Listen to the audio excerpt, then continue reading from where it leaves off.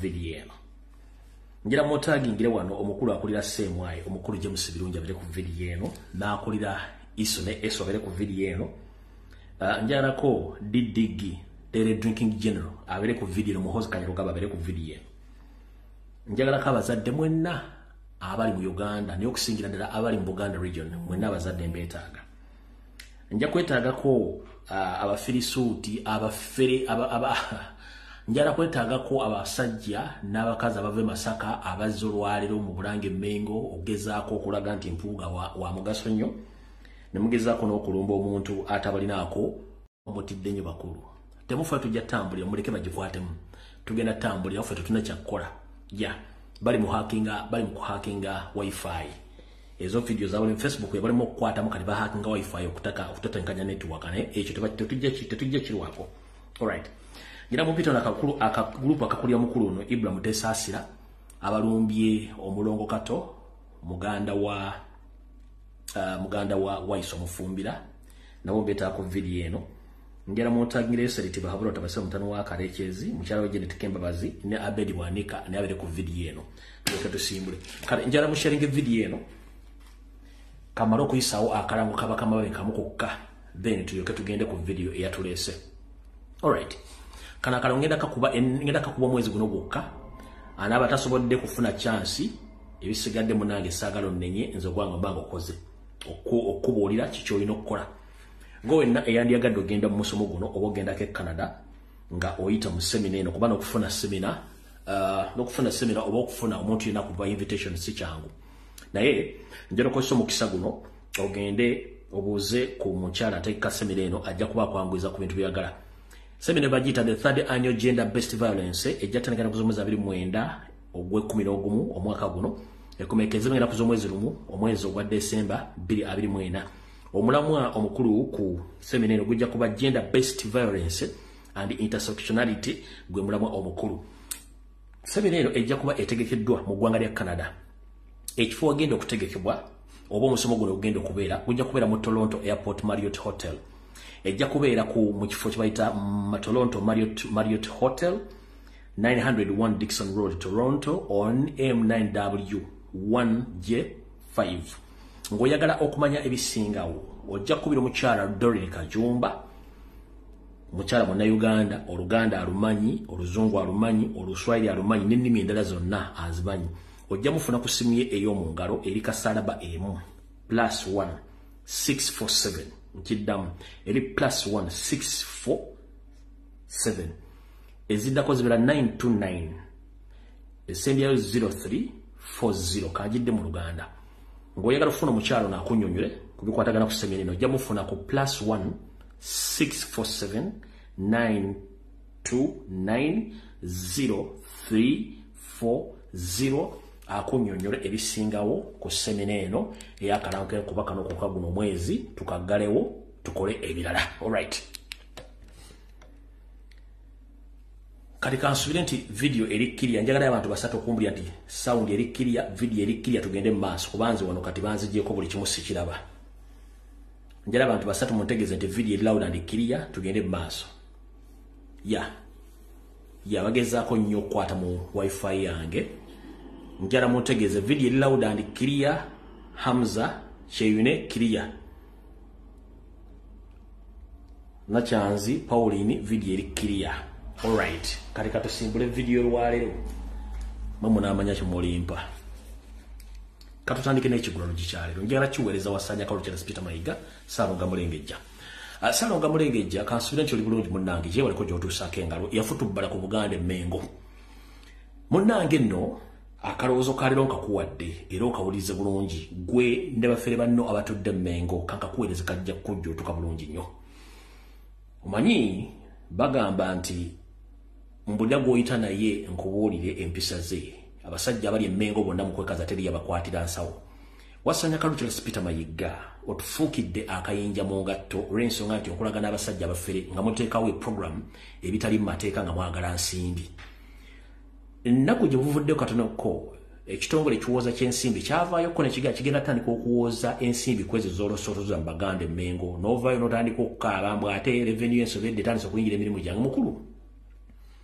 Munsi zonna ezaakulaakulana kasita banga osoloza ensimbi okuva mu bantu kitegeeza olina ziwera omusolo naye gwe bakwata ku jjute n'otandika okuwoloba kati n'akaloozo ka leero. Tukooya abantu abali emmenga batayagala kwogerako abeffere mu kaloozo ka leero mbuulira gw'oyita naye nkubuulira empisa ze. Okukutana abasajja ababbi era abaffere kubanga babakolera ekintu kye ngenda okunnyonnyola abantu gye bujjakaawo mu kaloozo ka leero kiwulirize bulungi nnyo. Njala kunnyonnyola bannayuganda ne bannaabaganda mwena bali mu Buganda. Buli muntu adiringa ne mayiga ng'oli Mmengo manya nti Obuganda obuliddemu olukwe. Omusajja ono atambuza programs ez'ekifere okufunako ensimbi nga y'omuntu.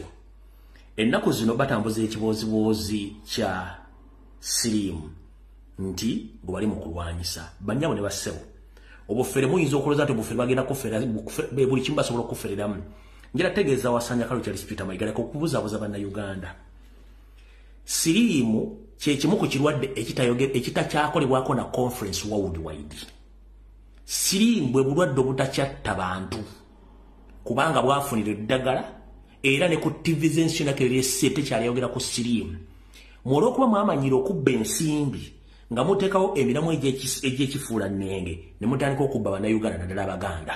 Nkiddamu endwadde kati ezisinga obukyamu mu nsi yonna kuliko endwadde gye bayita ey'omusujja gw'ensiri malaria. Kuliko ekirwadde kye bayita kansa. Endwadde esembayo obunene nnyo gye mulwanyisa mmwe kennyini nga temwagala nsi egibuukemu ejjanjabwe gye bayita awareness oba obutamanya. Nkiddamu endwadde ziri 3.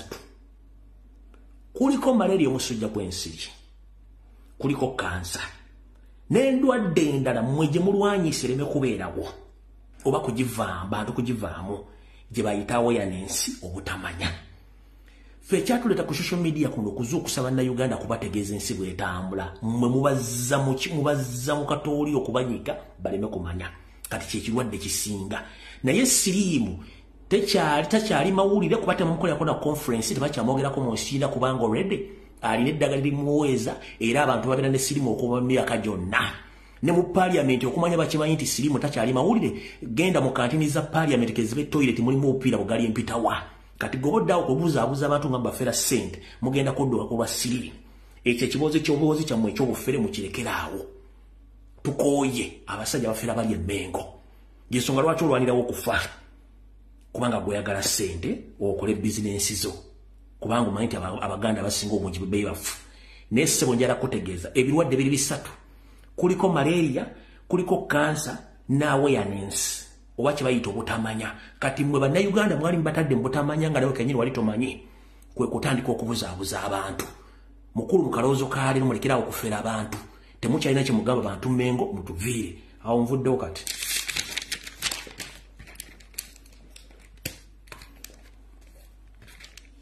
Ngenze mu kiggulalo gikyaleero. Ekiggulalo gikyaleero jala kiweereza Bbawa Joyce Bagabe Mmanga omukulu Mathias Mpuuga Nsamba olwaliro gwe nnyongeddeko erinnya kwe bayita Honorable Hooligan mwogeddeko erinnya bayita Oweekitiibwa Hooligan Mathias Mpuuga Nsamba. Nkiddamu manyize na dictionary y'amanya njala mupandikira erinnya lino amanya gano mu comment section yawo. Olwaleero gombadde muyita Mathias Mpuuga Nsamba mwongeddeko erinnya lino ye Oweekitiibwa Hooligan Mathias Mpuuga Nsamba. Mukitegedde bulungi nnyo. Oweekitiibwa Hooligan Mathias Mpuuga Nsamba. Nja kubannyonnyola erinnya Hooligan mulimanyi. Kati ye kennyini Hooligan bulijja avuma Hooligan kati ye kennyini Hooligan olwaliro mubatizza ye Oweekitiibwa Hooligan Mathias Mpuuga Nsamba Bbawa Joyce Bagabe Mmanga period. Bakiwedde awo tuvuddewo katugende mu kiggulalo nakyo nkiweereza ka gurupu ke konna mumpulidde bulungi nnyo era kankisumulule bulungi nnyo ensi ekiwulire. Mbatumeddeko mwenna abanyumirwa ekiggulalo gy'okwetoola ensi yonna kansuubira nti muli bulungi.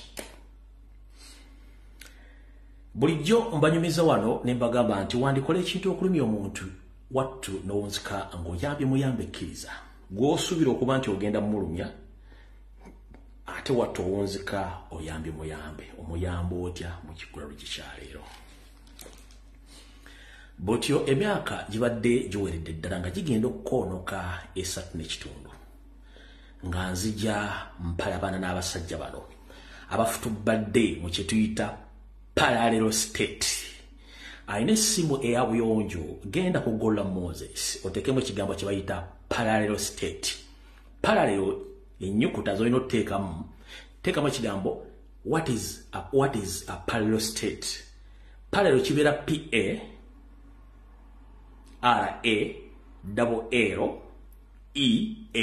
state S-T-A-T-E. Bw'okiteekamu kigenda kunnyonnyola kyeŋŋenda obbanyonnyola olwali mukitegeere bulungi nnyo. Naye nga tukyali mu kiggulalogi kyentandika obutandisi, mumpulirize mumbeezeke ku matu gammwe. Mbadde ndeepukkana n'abasajja bano okumala emyaka 3 bweddu ng'abantu bagaalumbu yalabeka munnange lumbu yalina ebizibu bye n'abasajja nabaga asiina gwe mmanja ate siina mukozi gwe munnabyabufuzi nga bonna bamayi nze mukama waabwe ng'abantu mumanyi. Munnange wandikola ekintu okulumya omuntu weppo n'owunzika ng'oyambye muyambe ekkiriza. Wandikola ekintu okulumya omuntu n'owunzika ng'oyambye buyambe ekkiriza. Mu kiggulalogi kya leero ngenda bawa ekifaananyi ekituufu, mwabaga nti ekifaananyi kyassa ensekere kyagissa kitya. Oyinza okuba ng'olina omutumu gw'enviiri naye ebiseera ebisinga ensekere eyagala nnyo wano mu kiwalaata wano okwetirwonya muno ejje lume ku lusuzu. Kati mu kino ekifaananyi kyeyagala okufuna w'ogikwata n'ogirabeka kati na kino bwe kifaananye bwe kityo. Kati mumpulize mu kiggulalogi kya leero. Oyinza okwekwekera emyaka mingi nnyo nga bwe nabagamba nti ebyomunju tebitottolwa, byokola mu nzikiza wattu biviirayo mu musana, ensi ne yeerolera. Era ekyokulabirako ekyamangu kiri wakati w'omusajja n'omukazi w'abafumbo basi bafumbo, ekibalaga nti babadde n'enkolagana era nga balina ekyama kye batta, kwe kuba nti mwakikolera mu nzikiza nga muli babiri. Naye ate ne wayitawo emyezi 2-3 omukazi n'alagaliza nti afunye olubuto, era buli abatumiraga nti ekikolwa ekyo kyaliwo. Mumpulira bulungi nnyo. Kabeere musajja mufumbo n'omukazi omufumbo, kabeere girlfriend na boyfriend, oba omuntu yenna nga mufunyemu enkwatagana. Ekiraga enkwatagana yammwe obulungi zati ezivaamu lwe lubuto. Mubeera abiri mu kisenga teri yabaga nti tujja kola livaayo mu sseno lukola ki ne luvaayo. Kati ladies and gentlemen, emyaka 3.5 mbadde enguluba ne Mathaasi, mbadde enguluba n'owekitiibwa owekitiibwa Kuligani Mathaasi Mpuuga Nsamba Boy Joyce baagala emmanga ng'ensi erowooza ndi mulalu, naye munnange results zaavuddeyo lubuto ne luvaayo ensi nega musajja ali lubuto. Ekyo si kyekikulu, ekikulu kyekirwa. Munnange lwali tuli busa owekitiibwa Lupe Ompia omukulu Joel Ssenyonyi nga munnange yeeteeka mu ddene agenda mu bulango bwaffe Emmengo okusinkana abakungu baayo. Omuli n'omufuto bbaza omukulu wa Ssanjakalu Charles Peter Mayiga Ssaalonga Mulengejja okuba nga agula emijoozi egy'okuddukiramu ku mazaalibwa ga Ssaabasajja Kabaka.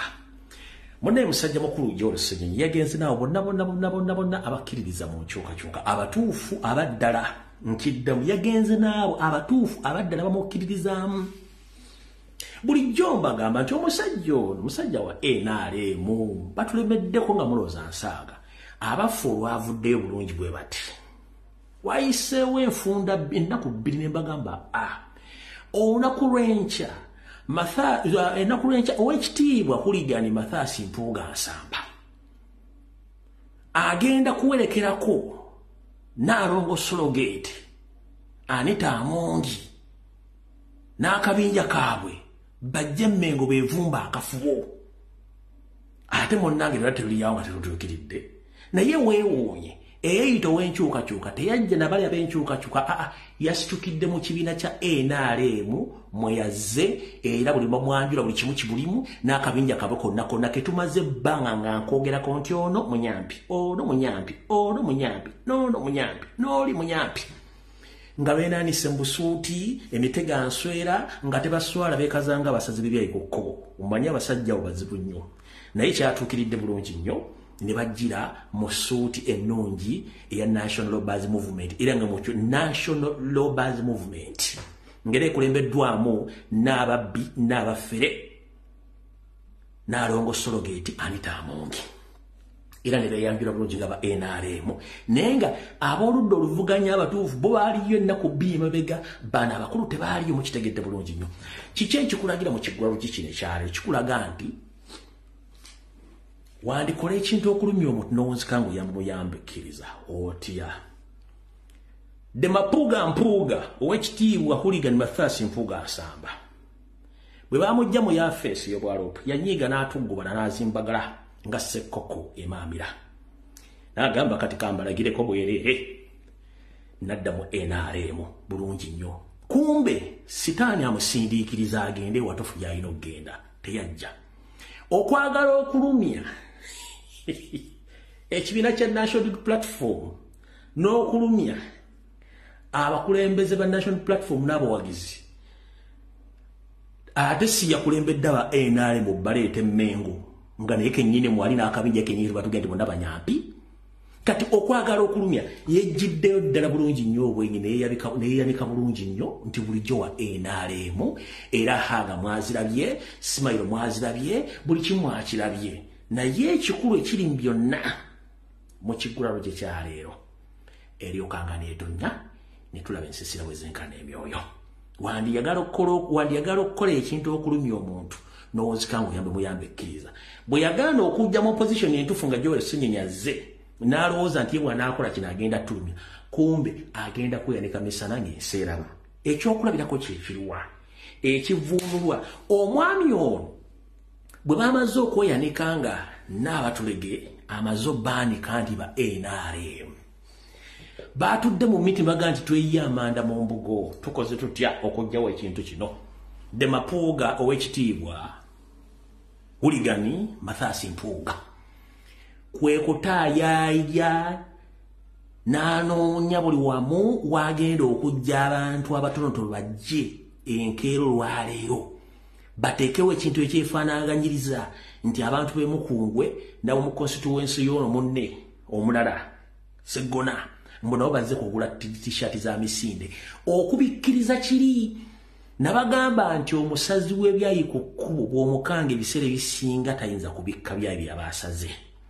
Kati bano bafuye okulaba nga babikka ku byayi byabasaze olwege nga bali bamaze tusalira ddala bamaso egganga walisalidde ebyayi beeyambudde. Kati ekyabaleese wano babadde babikka ku kiri ekyeba expose nze ntolodde nti ensi yategedde nti wa NRM mukyalina kyemubuuza. Kyembagambye nti wandikola ekintu okwagala okulumya omuntu n'owunzika ng'oyambe muyambe kkiriza kikibadde ekiggulalo gye kyaleero. Vidiyo egenda kutandika. Tutandikiddewa katutandikire wano. Buno obubaka bukulu nnyo era kambogere nga ndi mukkakkamu. Amanya gange nze Lumbi Fred Ekekemeko Ali, omusajja Munnayuganda ataliko wadde akawooza.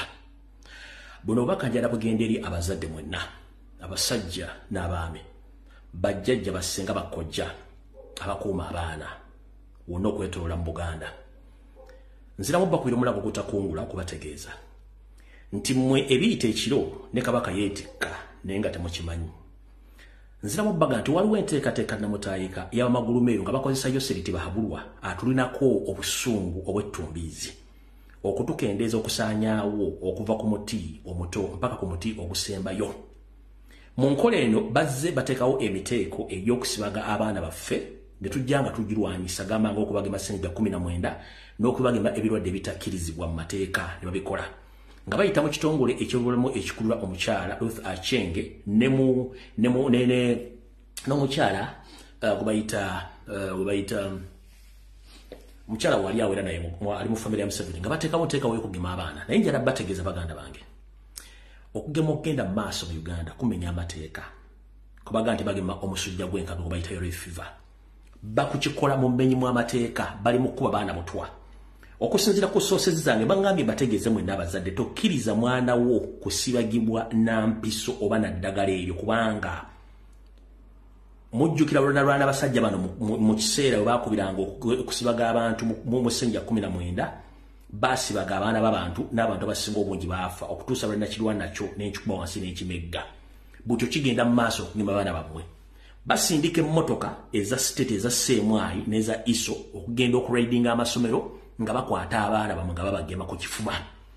Buno bakuba butwa bwennyini nkuge baagala kendeeza nnamba ya Muganda. Kati gwe Omuganda naawe atali Muganda ng'osisira mu Buganda eno message yo gendo jjo omwana wo kusomero nga tebanatuuka kusomero kugema mwana wo nkiddamu gendo jjeyo omwana wo nga tebannamugema oba ali mu kisulo oba ali mudde okuzaala omwana oyo si kyangu abasajja musipendinga ssente mu kwana abakazi abasajja mumala amaanyi nga mwefulukuta okufunisa abakazi embuto mumala ensimbi okuza abaana abo bwe kiri ne kubakyala mwetika embuto ne mukuza abaana nga gavumenti bayambyeko omuntu ava eri atya n'atandika okwerijjira ku mwana wo atandika omusibaga ate bw'anaalwala tagenda kuyambako nga kyamukubye butwa maama taata senga kojja muganda yakugamba tokkiriza mwana wo musibaga eno nteekateeka namutayiika lwakuba nti babafulumizzaako mu maapu ng'eraga nti bagenda kugema eggwanga lyo n'ekigendera kyakugema abantu bali mu Buganda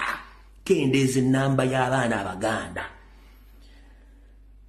kiikyo mumula disitulikiti nnyingi ze baataddeko n'ettageti yaabwe ya Buganda kati gwali eyo ng'olina omwana wo mujje ku ssomero mujje mu kisulo ye lwaki tagemesa baana be lwaki tebagemesa baana baabwe kubanga bakime kye bakola kikyamu nkugambye muganda wange ali eyo tokkiriza mwana wo mugema kubanga babagema bikyamu babagema butwa kino nkijja mu sosi zange zirirayebu babagema butwa kati ebiddako gwono omanya kubaana basobodde okuba kuba nasomesa ekyenjagala kye bayita awareness nkusomesa abantu beebereremu abaana basobodde okuba nga batambula kyalo ku kyalo gye basangidde ka video akagenze viral ke mwalabyeko wanukanka bazanyireko zino ze motoka eziwamba abaana baffe abankyukakyuka kati ze ziri mu kutambuza abasajja abatujju abeeyita abasawo abakuba abaana empiso ayo drone abantu abajijiddemu bambadde obutawu bwa orange number plate yeeyo bambadde obutawu bwa orange bambadde obutawu bwa orange bajja bagamba abantu okwegemesa naye nze information gye baŋŋambye omusawo aŋŋambye n'aŋŋamba tokkiriza bantu kwegemesa aŋŋambye tokkiriza bantu kwegemesa bategetinze nnyo ghetto n'agamba bategetinze nnyo ghetto ku myaka 27 myaka 28 batta okuva ku mwana w'omwaka ogw'ogumu eddagala lye baleese nkiddamu eddagala lye baleese ddagala litta abaana abato litta abantu abakulu litta like somehow okiraba litta buli kimu okiraba litta buli kimu adda ntunuulidde ne mujjako kamera w'emmotoka avuga drone okiraba litta abaana abato eddagala lino temukkiriza kwegemesa bambadde obutawu bwa orange omusawo akiŋŋambye n'aŋŋamba nti tokkiriza abantu b'okwegemesa eddagala ery'okwegemesa litta n'aŋŋamba bw'oba oyagala okwegemesa jangu nguteeke buteesi mu sisitimu naye teweegemesa n'aŋŋamba jangu kuteeke buteesi mu sisitimu naye teweegemesa eddagala bbi akoddira mu luyimba talunyumisa bw'omanyi omwana bw'afunika wakuzibwa kikkakatako okukuza n'okuprotectinga omwana wo bw'obanga abakowadde baleke bageme naye nze mbakubira omulati mukkiriza abaana basibaga awo tuvuddewo ndowooza mu butongole akatambi kakatandike ow'omutima omunafu ndowooza ojja kuba onsonyiwamu kubanga vidiyo egenda kubeera ku sipiidi ya yiriiri okusookera ddala kansoka empisawo nakano kansoka empisawo security alert 2 zino tugende mu maaso esooka egenda mukulembeza nga Robert Kyagulanyi Ssentamu munkulamusizzaako muganda ekansibi nti oli bulungi nfunye information akawungeezi ka leero nti Yoseriti Bahabulwa Muhoozi Kanyarugaba James Birungi n'ebitongole ebyokwerinda bazzemu enteekateeka empya ey'okwagala okukulesa ensi eno ewoomera buli omu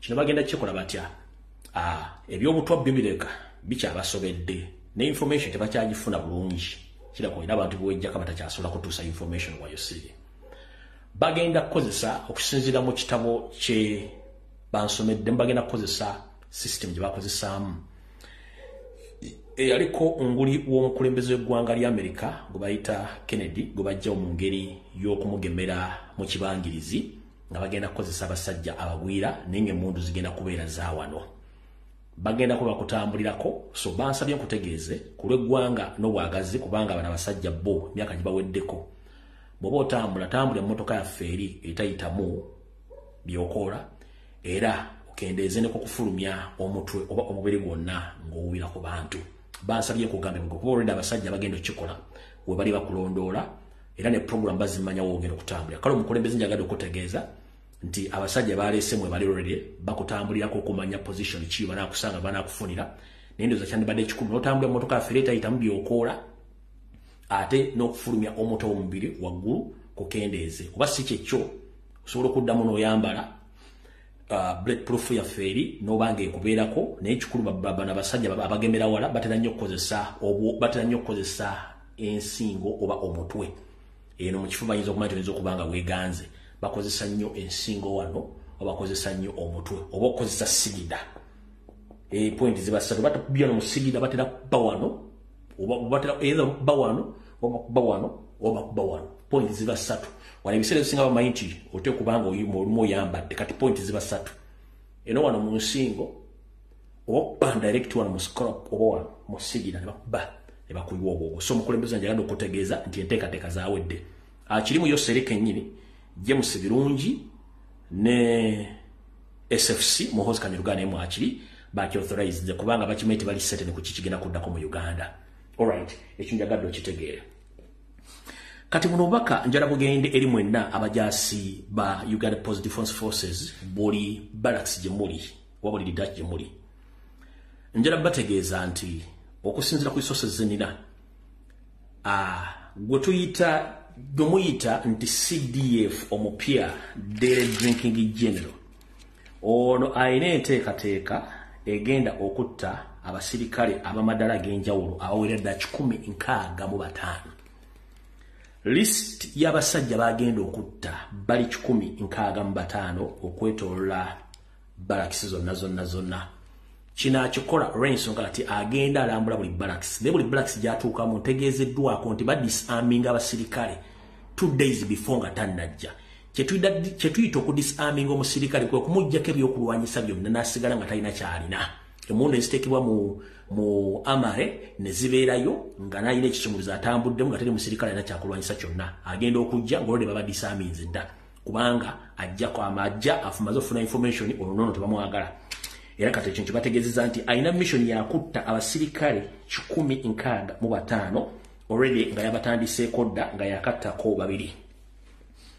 Kasooke bategeeze omukulu ono yafudde Brigadier General Stephen Kiggundu teyafudde bufi nti yagudde mu kinaabiro.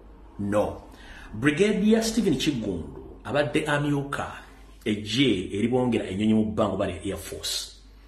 Abadde mu magye ga Uganda emyaka 47 ng'asaavinga era y'omu ku basenior army officers abadde bawakanya enkola ya DDG n'engeri gye badde bamukuzaamu. Ono abadde era awakanya n'ensasula y'emisala gy'abasirikale okwetoola eggwanga lyonna nga Muhoozi amulumiza okuba nti abba ensimbi n'azikolamu ebibye. So omukulu ono basse motto olw'ensonga nti famire ye abadde tabeera nayo. No, nkiddamu. Brigadier General Stephen Kiggundu atabeera na famire ye. No. Era kyova olaba nti UPDF yasoose nekola statement esooka. Bagenze okulaba nga statement egenda baswaza ne bakyusa statement. What bagambye?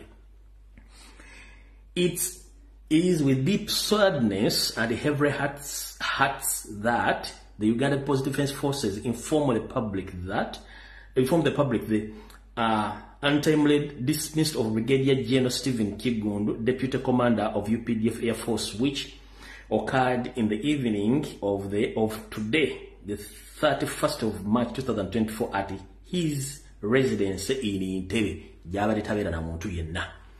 Bagenze okulaba nga tekimaaki ng'olw'ensonga omwami ono baatuze mutuge DDG ya mutuze era nga kigambwa nti emikolo gyonna yagimukoleddeko mu bitundu by'ekkolo okusamiti view waggulu gy'atera okutugira abantu be.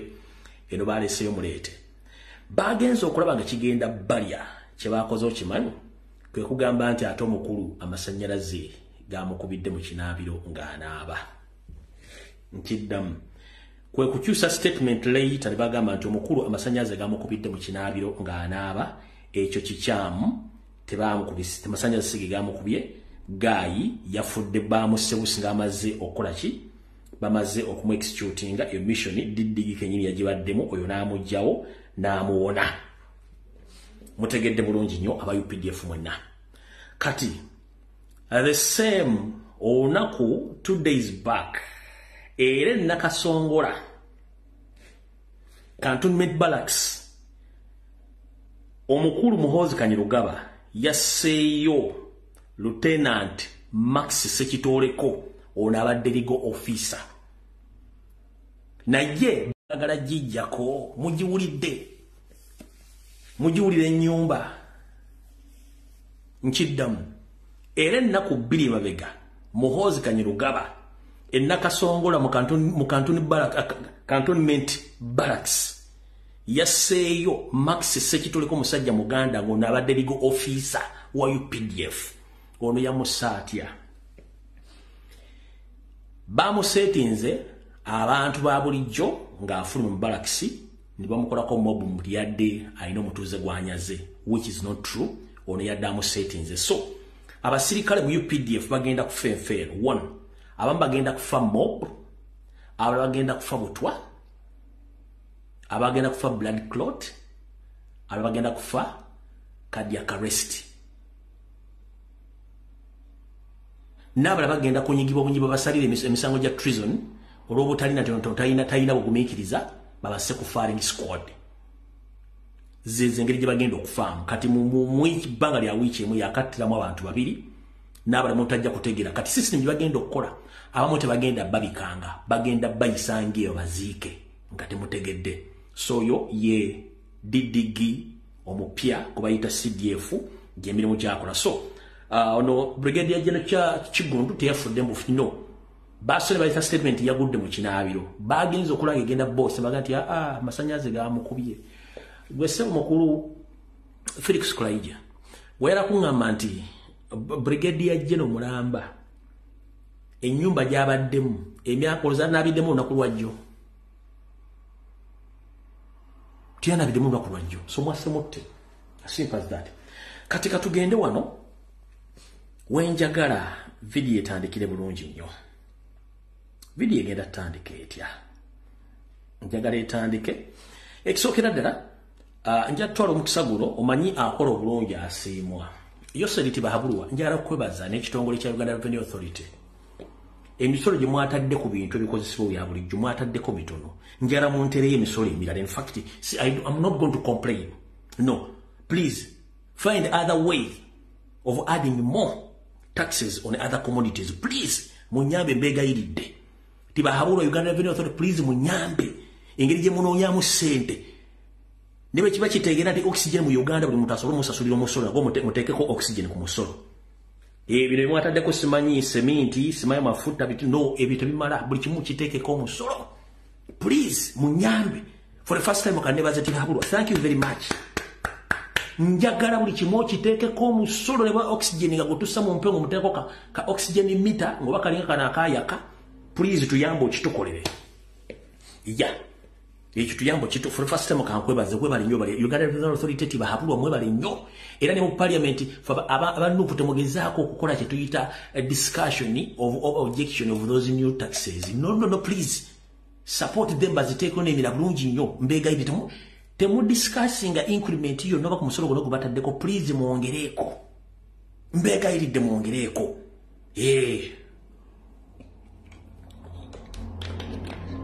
kabere sabuni muteku mitwalo 10 no problem kasakete ko munyi bakagera ku mutwalo no problem enyamagende mu mutwalo 2 no problem please munyambe njagala mu kinkolera bulungi nnyo amaduka oba ne VAT mwongera kati abere ku 30% no problem buli kimu tuyambe bambe mutuyambe kontena wabende sasula milioni ya 3.5 egere ku mituko egende ku bukadde 3.5 mutuyambe bulungi nnyo babujja ku mutukozo bulungi bwenkande dawo bambi I'm very happy for that. For the first time, kankwebaze webali nnyo bali ddala.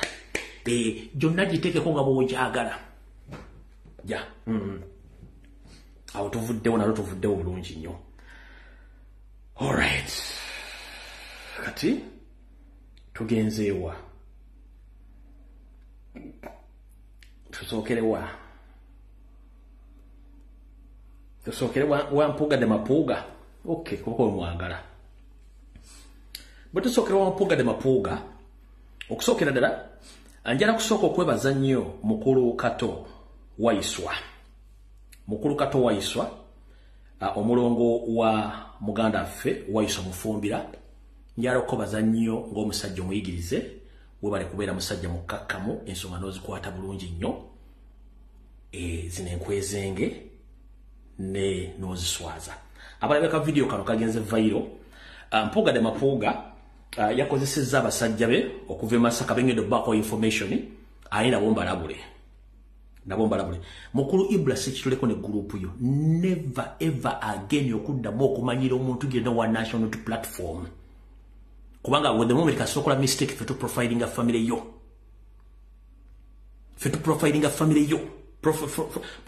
Profile ya family namba nagifunye ddange ndaji exposing on social media tuketusibule video bulungi. Abasajja bano bwe bamaze okoyambula nti kati ba NRM ne bataddewo ekikolokolo kibadde Mmengo olwaliro gye basangidde muganda Waiswa Mufumbira ne baagala omutuusaako ne baagala omukuba olwaliro ne badde video.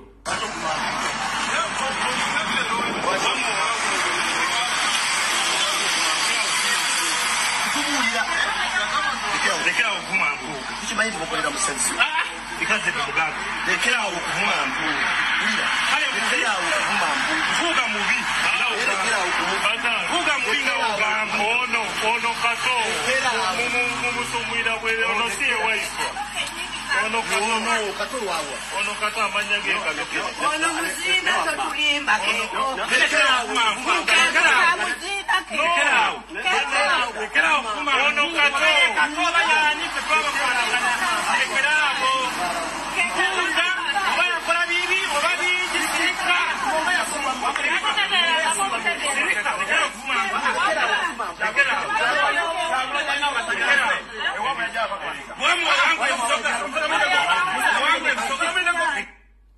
Kati omukulu gwe mulabadde yeekalakaasa ennyo gwe bayita Ibrahimu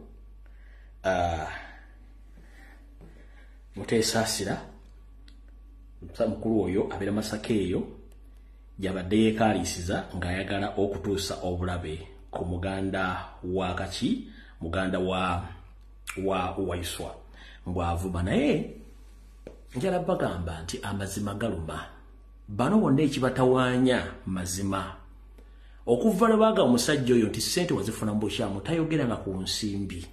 Yatuuka ogenda ku mutimbagano ge n'ayogera ennimi zonna omuli Olukukusabbiini, Olucapaddoola, Olunyarwanda, Oluchina, Olufalansa n'Oluzungu. N'ateekamu n'Oluddicha. Naye olulimi lwagala bamuzaala mu Oluganda teyawandika the post ya sentence B kitegeeza nti ekituufu akimanyi. Bamugamba yogera ensimbi obukatazogerako addamu okutandika kwogera bwe bitakwatagana ng'empale za Museveni. Kati mukulu Ibra Muteesaasira tokiddangamu okuddamu okukwata ku muntu yenna ayogedde amazima kubanga gwe toli wa mazima. Njala gategeeza mmeeya w'e Masaka omukyala Namayanja ngenda kusaba omwami olwo baŋŋambye nti gwe mwakwasa ttenda y'ekuyola kasasiro mu kibuga Masaka. Ttenda eyo mutende eyo mukulu Mpuga mukulu w'ekitiibwa Wuligani Mathias Mpuga Nsamba yeeyisaamu ttenda eyo. Era abantu b'e Masaka badde bandipootingira dda nti obufeero buli mu kuyola ebisaaniiko. Bambulira dde omuvubuka naye nga nkyamunoonyaako information. Naye kati mutegedde Mpuga gwe yafunira ttenda ey'okuyola kasasiro mu Masaka ye nannyini ttenda eyo. Kati olw'okuba nti omwami ono Mpuga nyamufunira ttenda ate nga state agent, state operative, ayina obuyinza obw'okuba n'obulondoola n'okuwamba abantu, yabadde amanyi nti ffe tugenda muviirako awo. Mukulu gyebaleko kansubire nti oli bulungi. Ab'ebwala bagamba ki gy'osinzira okutulugunya abantu. Kati tokiddangamu n'omulundi n'ogumu kuba ffe tukola profile. Kitaawo omugenzi Hussein Kataabo teyamanya kyeyazaala. Kitaawo omugenzi Hussein Kataabo teyamanya kyeyazaala. Naye kyeyazaala kigenda muleetera obuzibu. Ono si ye nnyoko. Oyo si ye nnyoko.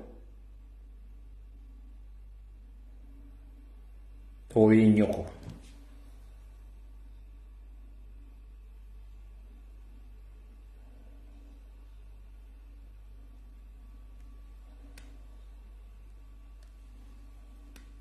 Oyo siye mwannyoko.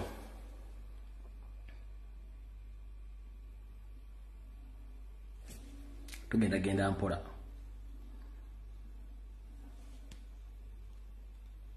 Oyo siye muwalawo. Oyo siye muwalawo.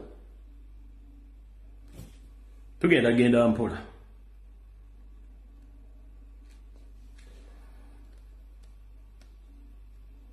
Oyo siye mwannyoko Luyiga Shanita. Oyo siye mwannyoko Luyiga Shanita. Si oyo. Genda mpola. Genda mpola. Munna genda mpola. Oyo siye mwannyoko Luyiga Shanita. Genda mpola. Nja kuwa information wano ojja kutya. Eno siye family mukulu. Oyo siye family mukulu.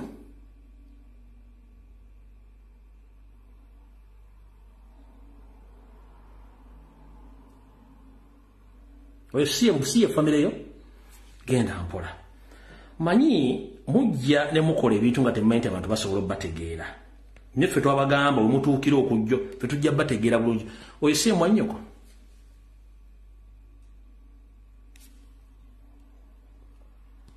Si oyo. Ogezanga n'okuba ku muntu yino w'enkyukakyuka. Si oyo.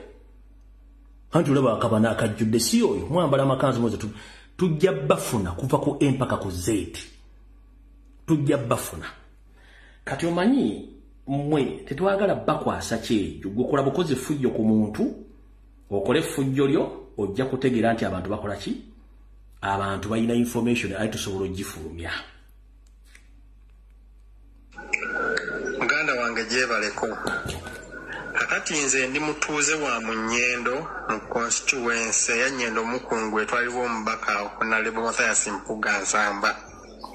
Ndabye obutambi n'ebifaananyi obufulumye obulimu abavubuka bemmanyi obulungi abatuuze ab'omu kibuga Masaka nga batiisatiisa Kato muganda w'omumyuka w'omwogezi waffe Alex Waiswa Mufumbiro. Abavubuka abo bakulembeddwa omuvubuka oyo omuwanvu abadde mu kkooti eya bbulu bamuyita Ibra Muteesaasira. Ibra Muteesaasira mutegesi wa bivvulu era mutuuze ku kyalo kijja bwemi wane Masaka. Ibra oyo y'omu yali mu ttenda ey'akasasiro mu kibuga Masaka nga ttenda eyo yagifuna ng'ayita mu Honorable Mpuuga. Ajonnyesezza bannamasaka mu ttenda eyo gye yakwata era abasuubuzi bonna mu kibuga Masaka bamwekokkola. Omuntu y'omu kyakoze ku kyalo kijja bwemi mu baka abasajja nkoko baana. Akaze kafiira ku mugumba mbuulira gw'oyita naye nkubuulira empisa ze nono mu kujja ebiwojjolo by'abasajja babakazi abafumba ku kyalo tali yamukwatira nsawo era ng'eyamufunira ttenda Mathias Mpuga Nsamba uligani tugenze mu maaso wulira. Era abasuubuzi bonna mu kibuga Masaka bamwekokkola. Omuntu y'omu kyakoze ku kyalo kijja bwemi mu baka abasajja nkoko baana. Nakati wenjogerera alina omukazi w'abandi gwe yakabba ekijja bwemi era bali kabwanango n'omusajja gwe yamubbako. Ekigulupu ekyo kyonna nga bw'okirabye beezira kuwulira nti omuntu ayogedde ku Mpuuga bakulumbagana. Nange kennyini bankubira amasimu nga nyina akatambi ke nakola ne nkasa ku TikTok ne bankubira amasimu nga bantiisatiisa obutaddamu kwogera ku Mpuuga. Era oyo Ibula yennyini ye yankubira essimu nga ntiisatiisa. Kati ekyo ekigulupu kyonna nga bw'okiraba bwe bamanya nti oyogedde ku Mpuuga ndabyemu n'omukyala aseekakasa linnya lye nja linoonyereza naye ye kansala. Bonna ekigulupu ekyo bazibu nnyo nga bw'okiwulira. Kano njagadde konka kugamberwako kuba kayinza okundeetera emiwunyo.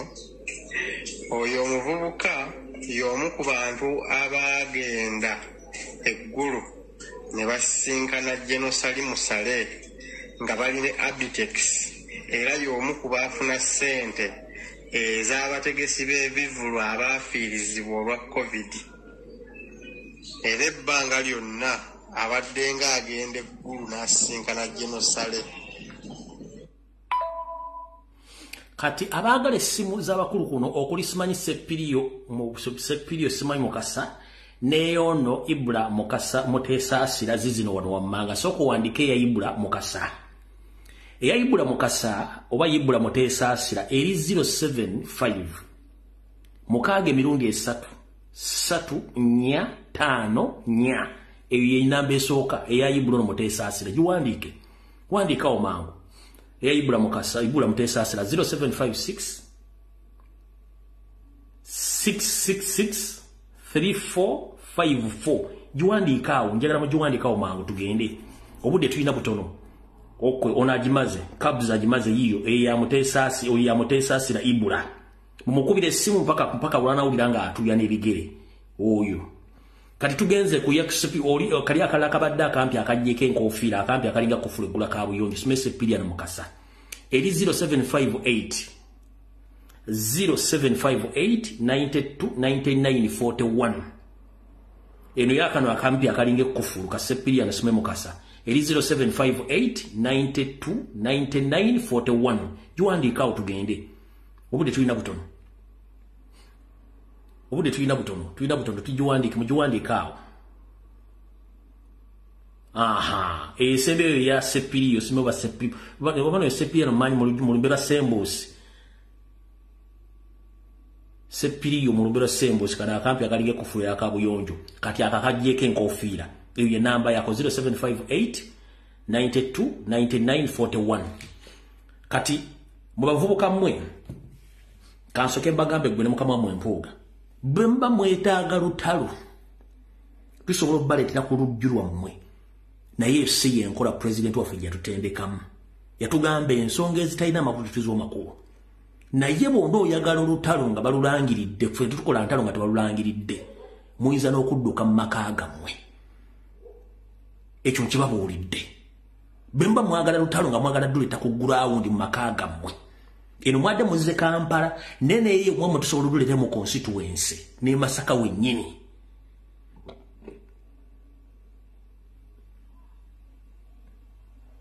chengendo bagamba era ndoza mulabo omwami ono abantu badiringa nabo mubalaba bebo bebadiringa nabo nebo laba amagulu ezo tegamutuusa mu December lengera agamba nti agenda okuba abantu amagulu tegamutuusa na mu December lengera amagulu oba kategano gatunudde kino kitunudde oba kano okugulu kutunudde yagamba agenda kuba abantu no magulu tegamutuusa na mwaka gujja neyama ayina akamotoka mulinga entomo ya Kasasiro mukulu Masaka lya basawo banyu batyo bagala bakuwa kumpekeza diwami ne basoka bakudiwaminga bwe bakuwa tenda za Kasasiro ze Masaka Kasasiro walya mulya story mpuga bwe yakuwa tenda za Kasasiro we Masaka Kasasiro walya mulya story kubanga olubuto lukulinga entomo ya Kasasiro yennyini gwoyola daba akabuto ozaala dde mukulu Nsangi Ibura Muteesa Asira Nsangi ozaala dde oba gwali Nsangi nga tetumanyi bujjo tunonya Nsangi mu katabo k'engero nga tetumanya ani yali Nsangi amagulu gakulinga emitego gy'enkwale ate omusali naku zino mungi nnyo enkwale tezikyala bisime gundi mwe awo katuve wamma tugende kubanga gwe sina budde bwo kati kati mukano ka video mugenda kulaba bakazi awo bennyini kuba video ze sina kyenancha mula bulungi nnyo kano ka video mwe muli abakazi bana abadde beekyanga abakazi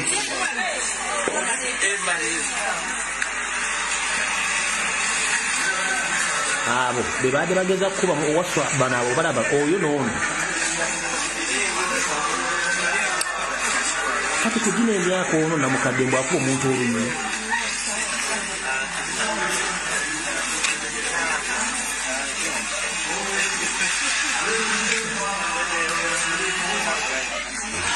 kati beebo nno munnange ade bagezaako okukola effujjo ebifaananyi ebisinga obungi mwabira tetulina budde bwe tugenda bateekako katugende mu maaso kati bulijjo waliwo ekintu kyembagamba kyenjagala mutegeere nabagambye mukiwandiike nga tutambula nabagambye mugende mugola Moses nga mukoze essimu zammwe ezabuyonjo waliwo ekigambo kye bayita parallel state kiri R-A-L-L-E. R state S-T-A-T-E. Okisome bulungi ojja kitegeera. Bw'ona okitegeera wano wengenda okunnyonnyolera otegeere bulungi nnyo. Abasinga obwennyina bagambye nti mpuuga yawedde dda. Mpuuga yawedde dda n'akabinja ke. The only obstacle we have in Uganda is called Wasanya Kalori Charles Peter Mayiga Salonga Mulengejja afutubadde Mengo.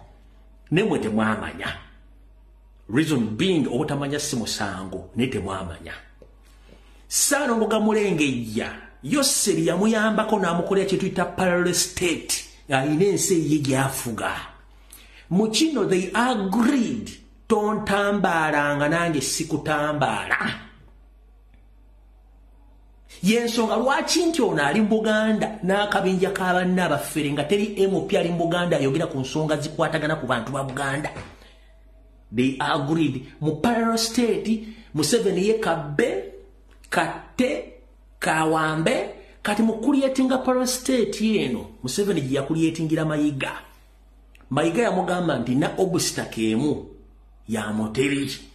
Museveni ayambako Mayiga ne bakwata Ssaabasajja Kabaka ne bamuteeka under house arrest. Bali baagala na mujjawo. Nobody knew apart from me. Ekyo bayita parallel state. Ono baamukwasa ofuga ekitundu kye n'abakiri bonna nga abakontrolinga. Kye bayita parallel state. Nga basobola okukola emivuyo nga teboogedde ku kintu kyonna kya Museveni kyakolako. Museveni aga mwe mukole mwagala okukola as long as temwogera ku parliament yange, temwogera ku buli bwanguzi, temwogera ku kibbattaka, temwogera ku ssente zibbibwa, temwogera ku kikyonna. Nga bo Museveni akola ebibye n'abali mu Mengo mu Buganda bakola ebyabwe nga teryayogera. Mwena mbadde temukirabangako nga temukimanyi. So we are under or we are ruled under a divided nation or state. Ngeno emengo waliwo gobatekangawo bamuteekawo kati ng'alinganga tumuyite tutya governor mu parallel state gye baakuliyetinga. Kati the owner of the state eya Buganda yali Kabaka ne bamujja muteeka under house arrest ne bamuseizing. Kabaka was seized. Mayiga n'atekinga control. Ekyumbale temukimanyi kyobala ngati bado tuba tumazeewo n'ompuuga katulina kuddako Mayiga okusevinga Kabaka okusevinga Uganda n'Obuganda. Kyova olaba okuva Katikkiro yasembayo okufuga ddali muliko lwavaawo ne bakuliyetinga parallel state. Mengo anda Mayiga mukole bye mwagala mubba amataka musaanye buli kimu nga naffe eno tubba esibiza omuwumusolo tuwamba tutta teri kwogerako. Kati ye Mayiga omulimu gw'omukulu baguyita deception. Genda mugola Moses otekemu ekigambo kye bayita deception. Kwe kuguza ekintu ng'olowooza kituufu nga si kituufu ng'akusiigira ekifaananyi. Ewa Kabaka weebuli era Ssaabasajja Kabaka alamula lolololo tudduka emisinde naye nga Kabaka kati niye yanyiiga atandise okuva mu events zimu takyagala zijjamu okulaga public nti waliwo ekiriwo ekitambula. Gwe genda mugola Moses kimu kye bayita parallel state ojja kakasa. Ensonga yino wano mwenna mwalabye video ezadde zitambula ku social media naye mulina kye mutaawulidde. Mulina kye mutaawulidde kyenjagala muwulire mu kavidiyo kano ke ŋŋenda okuzannya. Nga n'abatulega amaze okujja Mengo mulina kye mutaawulidde. Kamala bazanyira kye mutaawulidde. Mu kavidiyo ke ŋŋenda okuzannya ku bintu biri kuliko kye baayogedde.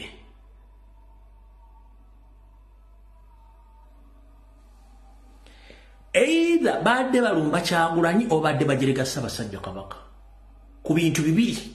Kubanga microphone y'omuntu eyakuteeka video kano teyapiikinze sound bulungi. Nene ekintu kye njagala muwulire wakati awo. Bano abasatu baasekedde. Kubanga tosobola kuba nti oyogera ku kigambo Kabaka n'oseka amagye mulukufu. That means either babadde balina ekigambo kye boogera nga kijerega Ssaabasajja Kabaka nti we took over the kingdom kati oyina eyita Kabaka ali luddawa, oba babadde bajerega Kyagulanyi nga baga nti oba oleyita omubanda wa Kabaka ne kibasesa Kyembagambye we are under parallel state. Mwe temwala ebintu bino byonna. Nyinzi nabadde mbyetegereza. Kandawo bakeekano. Eno kali kadde kaddakiika ntono nnyo njagala kabalaga wano. Kuba basinga obungi temwakategedde. Okay, kaakano. Njagala mukawulirize bulungi kamaleyo volume. Mugenda kulyamu ekigambo kibayogedde Kabaka ne batumbuka ne baseka.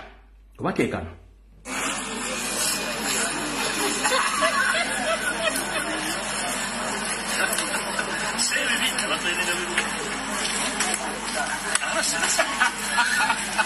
No, sikeekano. Okay, njagala. Okay, kaakano. Njagala muti buli omugula essimu yongeze essimu yo. Ono munnamawulire teyapekinze kigambo teyabimaze bibadde boogera n'ekyabaleetedde okutumbuka naye nga kirimu erinnya Kabaka kaakano.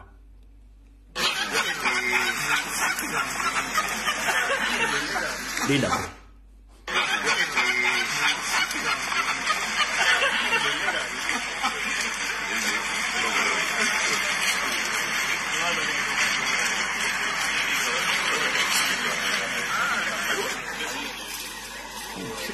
N'akantu kennonya kenjagala muwulirize bulungi nnyo. Pozzi nga saaka dda downloadinze wano. Kenjagala muwulire.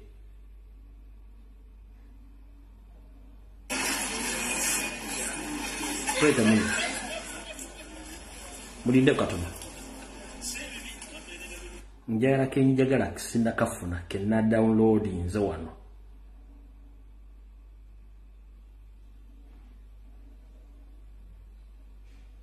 Toza kanzanye kano kayinza okuba kali mu kano oba. I'm not sure nze nakatadde mu gundi ndala. Let me see bakeko.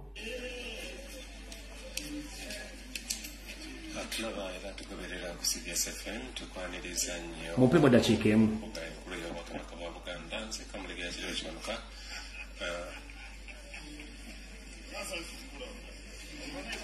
Mulinde katono nnyo.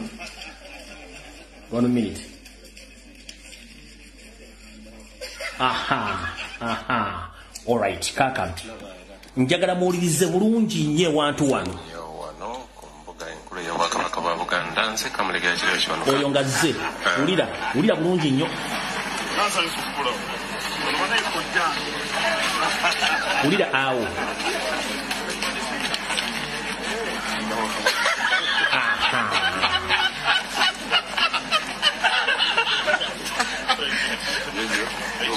Kenjagala kokka mukateeko ka attention.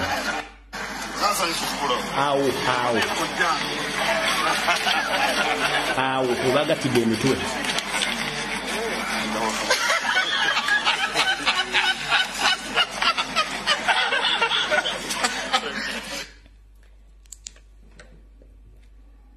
Abasinga obungi mwalaba vidiyo zino naye temwasobodde kupi. Omwana bagamba nti nze ndi wandali bwe ntunula ku lutindo.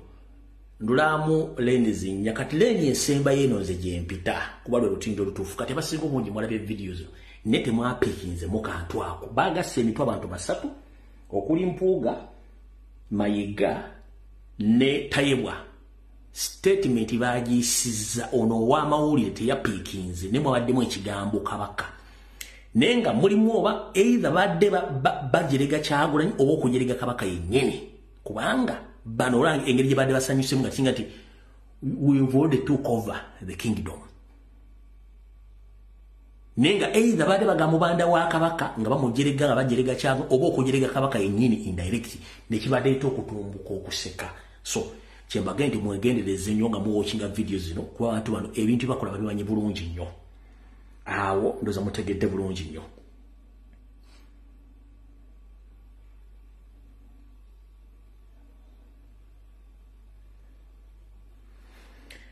Akala ke mutategedde bulungi kankabanyonyolako mukategeere tulyoke tusimbula tugende mu kitabo kuba information tulina nyingi nnyo. Omukyalo ono bwe yabadde ng'ayogera jjo yagambye we shall continue supporting Buganda because we are NRM. We don't care how much we spend. We don't care who's going to edit to fire ne agenda okubala agenda kukola ki. For us we are here to support. Naye kamalo kabazanyira mbawe ebyange. Uli abuyayogedde. And for us, we are going to support unconditionally. Those who want to talk can go and talk. Those who want to audit whatever we give out, that is their business. We are going to support you unconditionally for the good of this government, Uganda, of our party, for the good. Video bagezaako nnyo gikwatamu kankaddemu kawulire. And for us, we are going to support unconditionally. Those who want to talk can go and talk. Those who want to audit whatever we give out, that is their business. We are going to support you unconditionally for the good of this government, Uganda. And you know, for us, we all know, we all have where we come from. We come from NRM, I come from NRM, we come from NRM, and whatever we do for the good of our party, for the good. Nzamulidde bulungi nnyo. Omukyala kwe bayita Anita Amongi, Speaker wa Parliament, ng'ayogera kubanga bamulese bonna ba NRM. Kati kangatteko nakana ka Museveni kennyini ng'ayogera ebigambo bino. Hulira. And this is what we have told these traditional leaders. In the CA, they brought all those. Federo, I don't know what. We said no. Yes, you can come back as traditional leaders, but no powers of administration, no powers of legislation, no powers of taxation. This is what NRM told those people. But all right. So, wano wenyingiriramu okubanyonyera mu kitegere kintu tekisokera ddala. Buganda yagibwako okusoloza emisolo. Kitegeeza teyingiza nsimbi. Buganda yagibwako okweyingiza mu kulonda abakulembeze n'okunyigira byobufuzi. Uganda oba Buganda yagibwako n'ebintu byayo. Kati eno yendowooza yange ku nsonga ekisokera ddala. Mukulu Charles Peter Mayiga Ssalonga Mulengejja Wasaanya n'abakutembeeta mu parallel state Museveni gye yakucreating. I'm here to inform you. Buganda ye yasooka Uganda okubeerawo, era Buganda erina buli kimu ekyetaagiso gifuula ensi. Nagamba buli abantu gy'ojja ensimbi wagaane, tubulira abantu gy'ojja ensimbi kubanga abakolera parallel state eyo gy'ofugiramu. Njagala owulize statement eno bulungi kisookera ddala. Buganda tewagirangako gavumenti ya wakati bukyanga Uganda efuna independence. I'm repeating this statement. Buganda, obwakabaka bwa Buganda tebuwagirangako gavumenti ya wakati Queen gye yateekawo. No. Eva Buganda ebadde ku opposition nga opposinga ebikolwa ebya gavumenti zebayafuutika mu Buganda. Reason being, Buganda lyali ggwanga eryetongo ne balitwalako bwetwaze bwayo. Ekisookera ddala buli kintu kyonna ekya administration oba ekyobufuzi bwe kivaamu ensimbi mu Kampala mu Buganda government offices ezitutte byonna bintu bya Buganda yabisaba bagibima. Kitegeeza Buganda erina okudimandinga ebbanga libadde dimandingira nga terina government erina okuopposinga. So gobogamba nti government ya Buganda egenda kola hand in hand ne government ya Museveni ya NRM, that means Buganda butundayo ddabuwa mu NRM. Yeri parallel state gyembagambye. Kubanga Buganda ever kuva lutwafuna independence tebanga komuna mukwano na government ya wakati kubanga bagijjako ebyayo. Gw'osobola okunga nti omuntu yakujjako ebintu by'osobola okukolagana naye.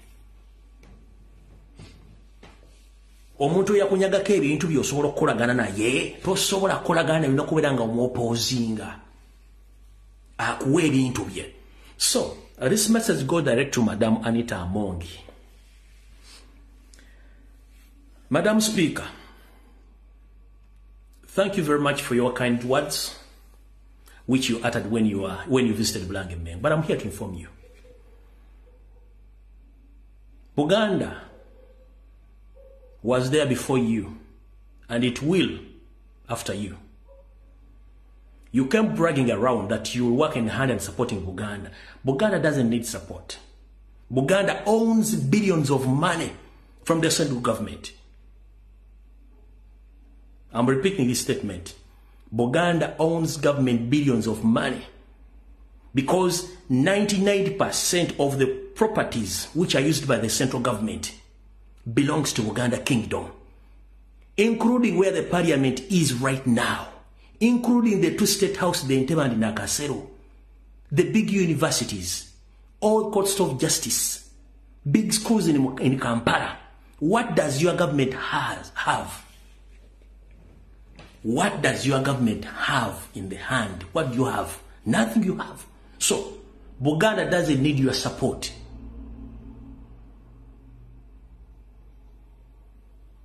Mchitegede. Nkuddamu kutegeeze mu Luganda. Buganda teyagala buyambi bwammwe. Buganda yeetongodde lyali ggwanga. Buganda egenda kubeerawo. Wagisangawo egenda kubeerawo nga naawe ovuddewo. Buganda erina buli kimu ekigyetaagisa kubanga gavumenti yammwe weetudde bonna ebintu byayo ettaka parliament kotudde lya Buganda. State House zombi Nakasero n'Entebbe ettaka lya Buganda. Amalwaliro gonna amakulu gatudde mu Uganda ettaka lya Buganda. Amakomera, poliisi, katugambe n'amakooti gonna ettaka lya Buganda na buli kimu kyonna kya Buganda. Gavumenti yammwe erina terina kyerina kitegeeza nti gavumenti ya Buganda terina kyebeetaaza, yeetaaga bintu byayo. Mwamanya nti singa munajiwa powers z'okusoloza omusolo kitegeeza mugenda kuba temwina kimujja kubanga Buganda is a source of revenue. Contributing 70% ku revenue.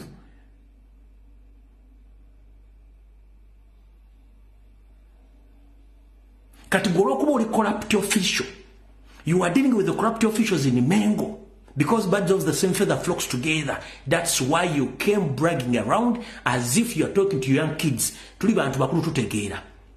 Tulina okwogera airport y'Entebbe ya Buganda, ettaka kwetude ya Buganda. Damu zonna ziri mu kulubana nyinja zonna za Buganda tewali kye mulina. Okitegeera kati mulina kye mulina mugenda tugati mutumanyire mujja tumanyira. One, the reason as to why you came to Bulange Mengo, it was to cover the dirty linen of Mpuga. You know, it's you, Tayebwa Museveni. You are the big corrupt officials in government in Uganda. So, you had to come to defend your corrupt colleague in Mpuga. Because he failed to explain the 500 million shillings. As you failed to explain the per diem which was given you by the parliament, including Itayewa.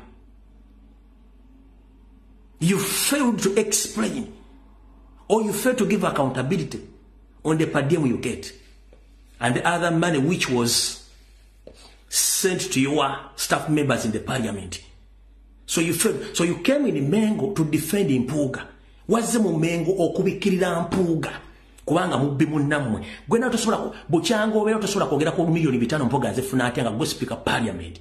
Mpuga kenyini gwe mwasindika agano okusoogera Mayiga futubadde Mengo tasobola kwogera ku milioni 5 okujjako okudefendinga wano nga adefendinga budefendi ekikola kimwakoze kyabadde kujja kulaga Buganda nti you are still with Mpuga kubanga mwenda muli babbi. Lubega Segula Lubega mufere mubbi, Mpuga mubbi, Mayiga mufere mubbi, Anita Amonge mubbi, Taiwa mubbi. Let me tell you, ladies and gentlemen, buli muntu yabadde mu mukolo ogwazze Mengo nga Anita Amonge mubbi bonna babbi. So omubbi era kulembera mubbi munne. Yisobola kyemuze mu baaki n'Empuga. Njagala muwuliriza akasajja kano. Sinakwata mu kitabo munansonyiwa. Njala muwuliriza akasajja kano.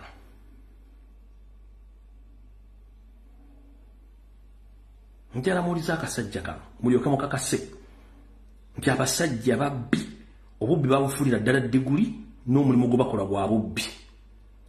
Njala muwuliriza akasajja kano nga koogera. Wulira bulungi nnyo. Ono Mayiga nga adifendinga. Ere nabagabana basoma mu kitabo kye kimu eky'obufere n'eky'obubbi. Njala mumpulirize n'enimba nnyonnyole. Wulira. Kyamazima zino enkaayana ziri mu bibiina ezisinga obungi za byansimbi.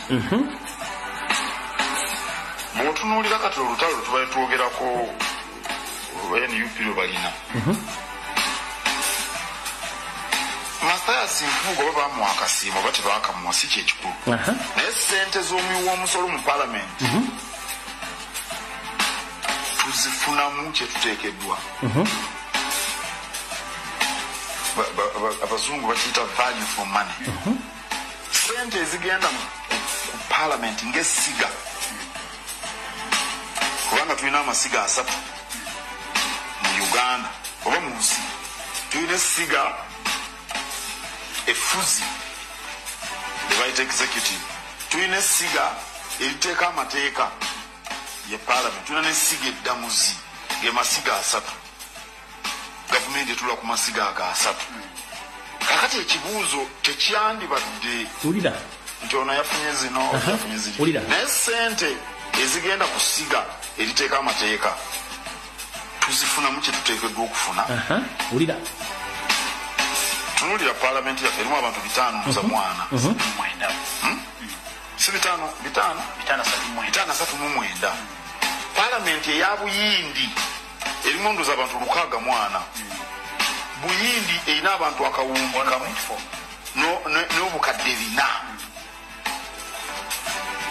Ekitegeeza nti buli bantu kumpi ndoza abantu obukadde oba 4 obw'abantu bwe bukola constituency emu e Buyindi. Ulira naye kati ffe wano abantu 539 ku bantu obukadde 44. Eyo ayagala okwogera ku bino byonna gy'aba atandikira. Ulira 530 abaka ba parliament. Ulira gyatuvuga district 10 oba 12 tulina district 16 mu Uganda.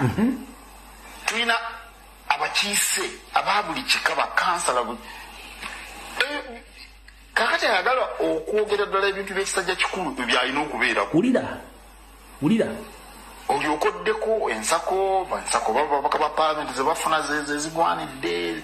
Ekyamazima nze singa mbadde kubanga gwogambye nti amalyansimbi gatandikira awo ku bunene bwa parliament mu Uganda eno. Egyo tuba tutandikira tumala okugamba parliament ennene bweti Uganda egyetaaga kyekibuzo. Kati ekyo nabagambye ono omulimu gwe gwakuzanya kituyita deception. Ekigambo deception kiraga deceive lwakuba kuliko ekiri ekigambo kirata deception. Ono y'omuzannyo gwo mu parallel state kwakudefendinga bikola ya gavumenti n'ababbi abali mu gavumenti abali mu kastate kekano bamukulyetingira. Kyova olaba teri muntu Muganda yagadde kujjako Museveni mu kalulu kano yajja Emmengo n'abeera blessed na blessingibwa. Wabula ba NRM yabasobodde obakulya functioning eri outside the building kubanga bali mu parallel state. Mukitegedde bulungi nnyo. Teyayogedde ku milioni 5 zaali mu mateeka oba tezaali mu mateeka. Naye akututte mu deception kutwala mbiri simanyi parliament abantu bangi simanyi biki. That's the system gye badde bazanya all along ebyobufuzi eby'ekiyaayo ng'ono ali mu state gy'akola ki gy'atwala. Kati omwami ono era keeka akabinja ako mubulamu muntu ki? Akabinja ako kabulamu omukyala Nambooze Bakireke. Lwaki kabulamu Nambooze Bakireke? Nambooze Bakireke yalokoka. Bwalokoka bamugoba mu kibiina ky'abagaanyi okulokoka. Bannyabo ne bassebo njagala mumbuulire mwasembayo ddi okuwulira Nambooze ng'agenze ku CBS oba ku BBS telefayina.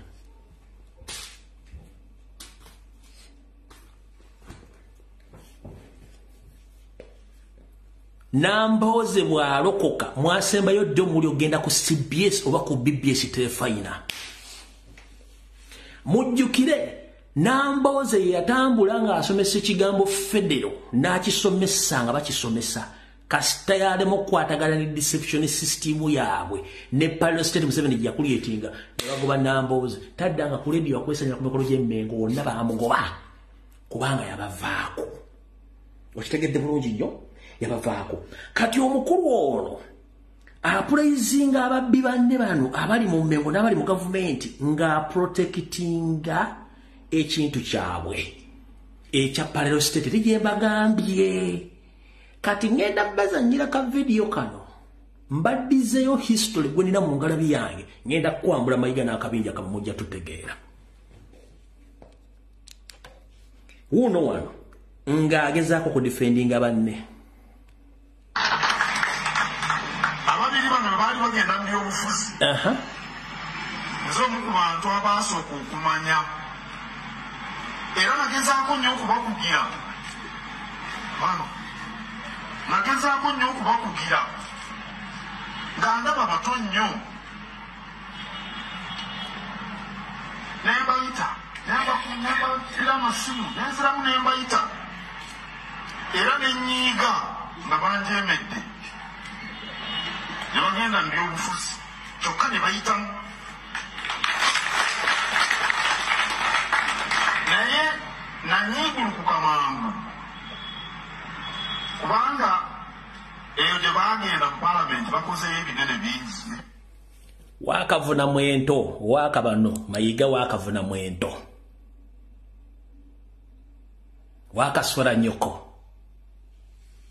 mu parliament yakoze birungi bingi osobola okumbulirayo ekintu Mpuuga kyakoze mu myaka gyamaze mu parliament osobola okumbulirayo ekintu Medard Lubega Sseggona kyakoze mu parliament kati wagambye nti abantu bano bwe bali bajja byobufuzi bakujeemera ne batakuwuliriza kati kampa abantu history bategeere manyi mu mwesi tuwaze muze tetumanyi nabagamba basajja mwe namba manyi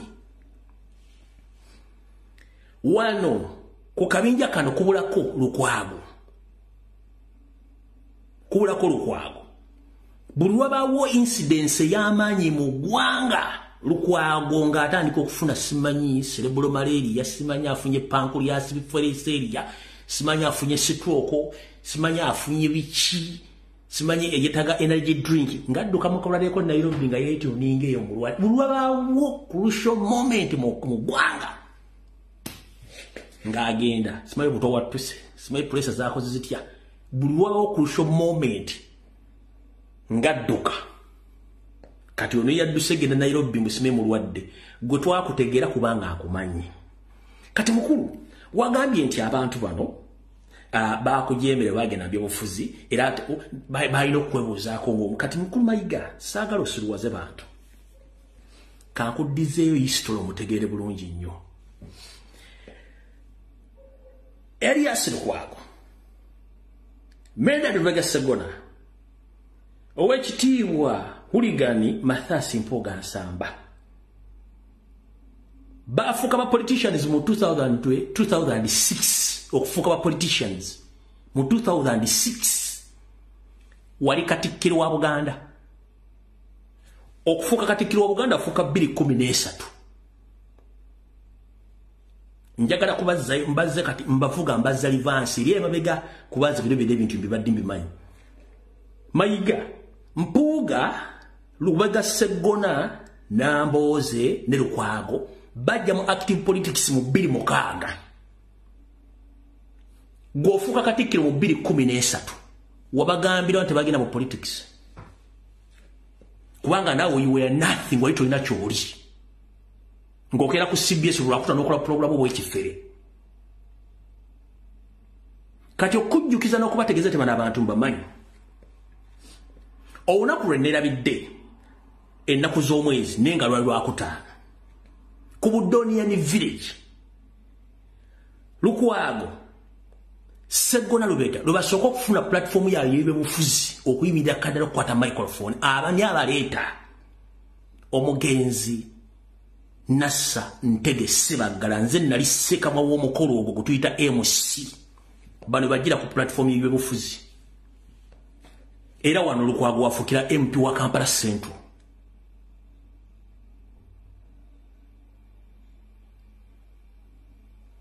nono Mpuuga wajjira nkuddamu ono Medard Lubega Sseggona Lukwago Mpuuga omugenzi Nassa Ntege Ssebaggala yabaleeta niyo olunaku lwe basooka okukwata microphone oba enjogeza okuyingira byobufuzi Ssebaggala yabaleeta omukolo ogwo olunaku lwali lwakutaano ku Budonian village Mengo Parish Kampala Central nze nali MC Ssebaggala yali abaleese kati gw'ogamba mbu bamanyi nnyo bano bamanyi by'ebyobufuzi mwasetinga ekintu kyammwe ekyankobaza mbogo kye mwayitamu nawulidde oyogera nawulidde ono Segula Lubega aveeyo awakane nti microphone y'ofiisi tasooka gikwata ku Budonian kuba namugamba neegendize nja mwabya nze buli gwe ngati abasajja ba DP njabba byamba nkimiini nga nabagamba dda njabba byamba manyi ennaku z'omwezi nalidde ne olunaku lwakutano ku Budonian village Mengo Parish Kampala Central 2016 nene kwabo kuno kolyo Nairobi nze nali MC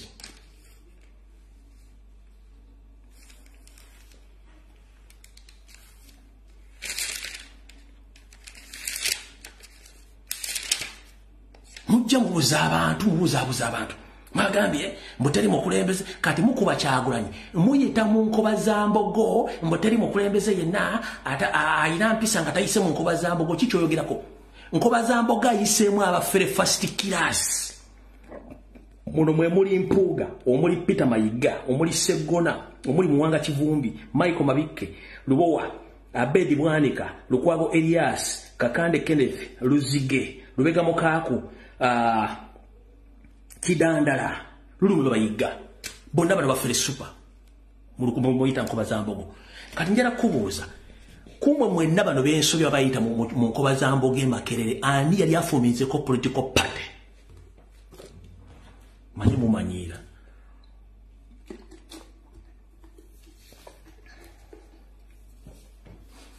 kumanya gemmenye mwayimbidde Kazinda Lemengo ne mujjana mwogera esimanyi nkoba za muli mu nkoba za mbizi si za mbogo mwe mwafuminga nkoba za mwe za mbizi kuba nkoba za mbogo Mayiga yenyini bwamala otuuke Mengo yagisanya muli mu nkoba za mbizi si za mbogo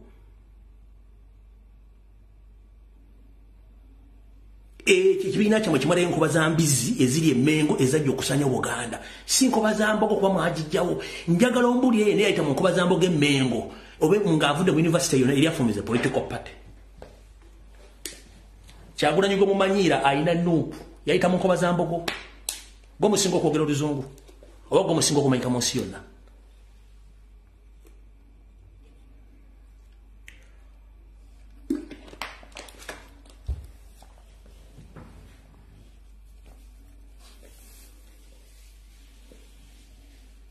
mwafominga nkoba za mbizi amanya gemmenye gonna mwe gayita kubanga bonna buli bafu njagala obuli ayita mu nkoba za mbogo oba ovudde Kyambogo nga yali afumize political party mumbulire nkoba za mbogo origino mwagisaanyaawo gwe kenyini Mayiga wagisaanyaawo ne mufuminga nkoba za mbizi sitatuna kwogera Buganda wadde okusevinga Kabaka mujja muto history mwina mwene engala nabagamba twali twesonyiba ebufuzi nga tulivudde mutumanyi history muto guno atulimu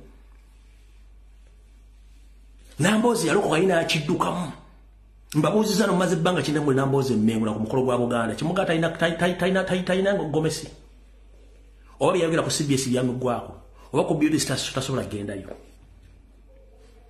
mujje mutumanyiira mwe kibaluma mwakola ekintu kino kyekibaluma ntitwakuba deception ya mune parallel state ono yabadde ajja 2026 oyo yabadde ajja 2026 kati Katonda n'amuvaamu n'afera ne kiyiika kati kyemulwana okuteekawo muzimba omukulembeze muzimba luddawa Buganda ezimba babbi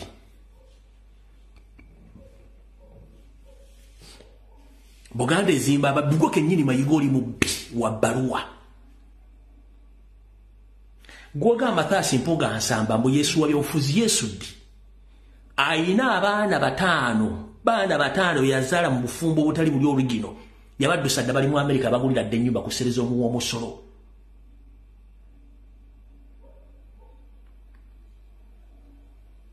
Museveni yabaformingira ka parallel state n'abagamba temuntabaalanga nange siri batabaalanga Abaganda n'Abannayuganda munfuna we have a parallel state in Uganda but many it's in Buganda, is located in Buganda, whereby His Majesty of Buganda, Kabaka was seized or was sealed off from action.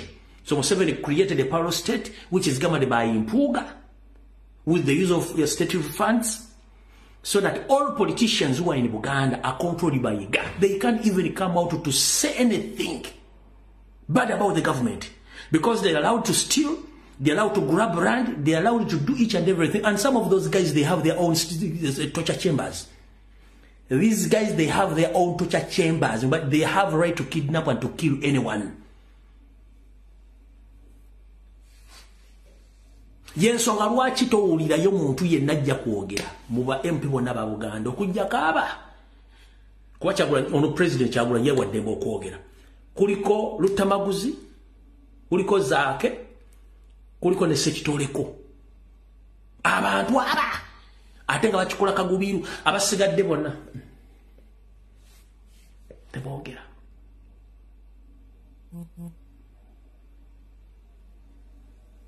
Bwembanga muli baddala nga n'ekittabaana kiri mu Buganda temusobola kyogerako then kitegeeza temulina mugaso. Katuddeko mu kitabo eri tunaddayo.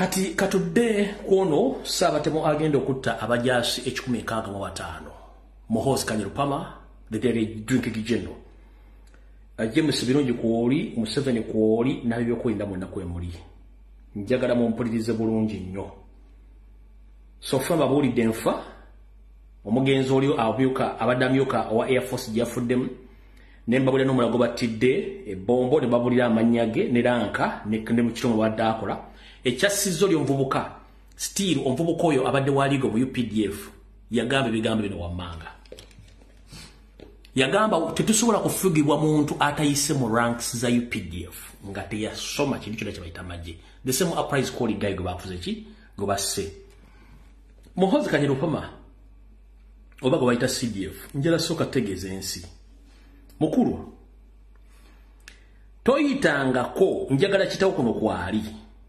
toyitangako mu system gye bayita military promotion board togiyitangamu Muhoozi toyitangako mu kye bayita military promotion board toyitangamu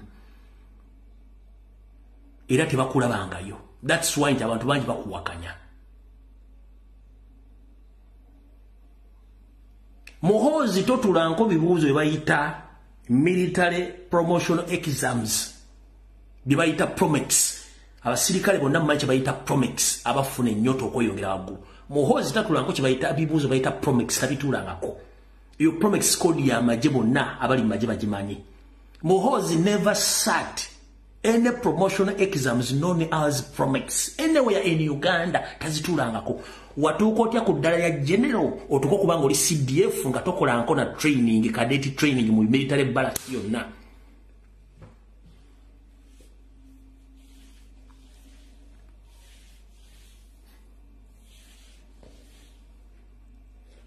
Waveri mwero diyu Mugenzi Gaddafi najja nakutaka eddala lya kapteeni n'otandikira okwo. Nenga UPDF Act egamba teri foreign leader yenna ayinza kujja nga tali mu structure UPDF nga tali recognized asobola kuteekako rank. Kitegeeza ne rank gy'asooka okufuna ya kapteeni okuva wa Gaddafi yali nfu. Mu UPDF Act teriimu.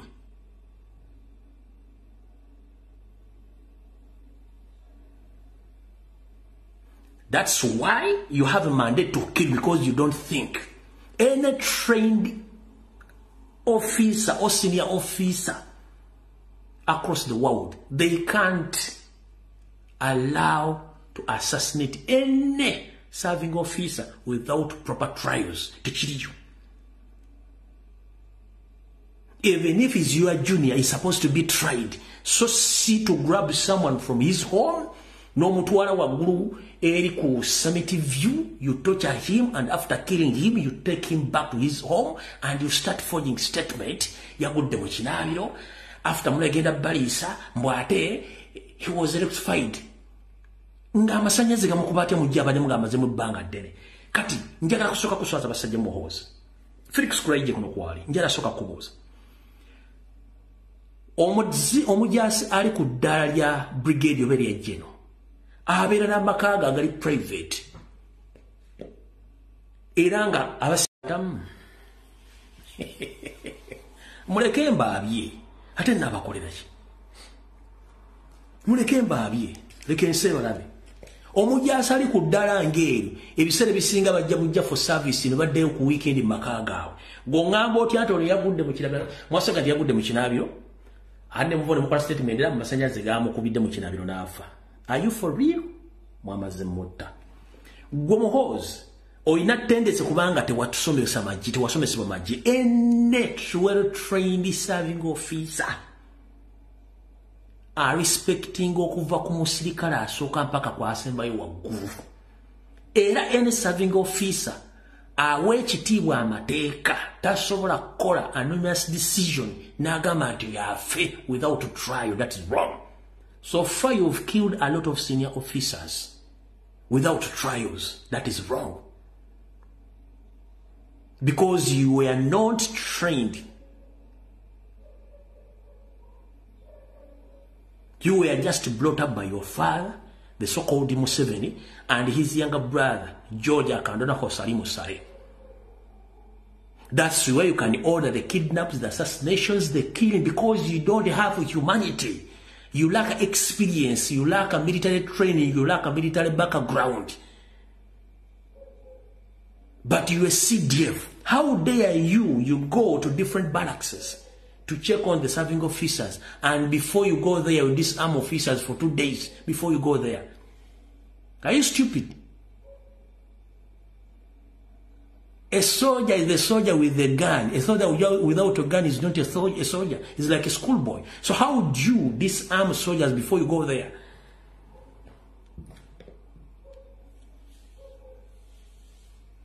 You call yourself a general. Which general? Wafuka CDF. Wagamba asomera Sandhurst. Ne kuola ofemo ya Sandhurst tebakuteekako. Wadde abawuza amasomero mu Sandhurst University y'amagye tebakuteekako. Ne batugendera Egypt. More of family Egypt military training tebakuteka kubanga tebakumanyi.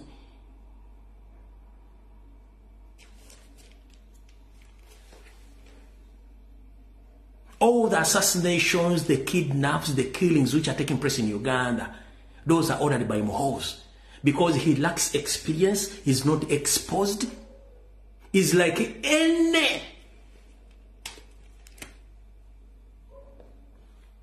other spoiled kids which works on order of their father or their parents. It's you.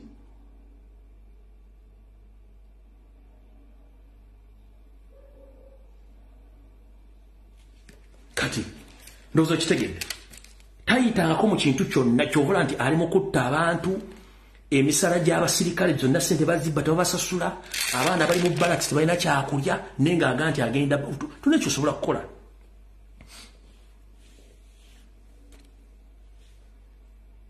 Nobody commissioned you, because all serving PDF officers are commissioned.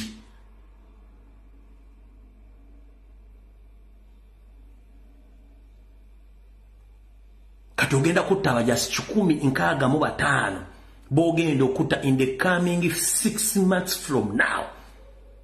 Ngana batabagenda kwogerwako kubanga bakubuuza ebibuuzo nga toyagala baddamu.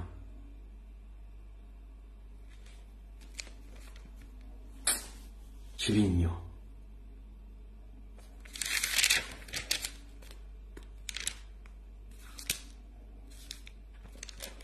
Kati mukulu Abedi Bwanika mukulu katulawuza kapale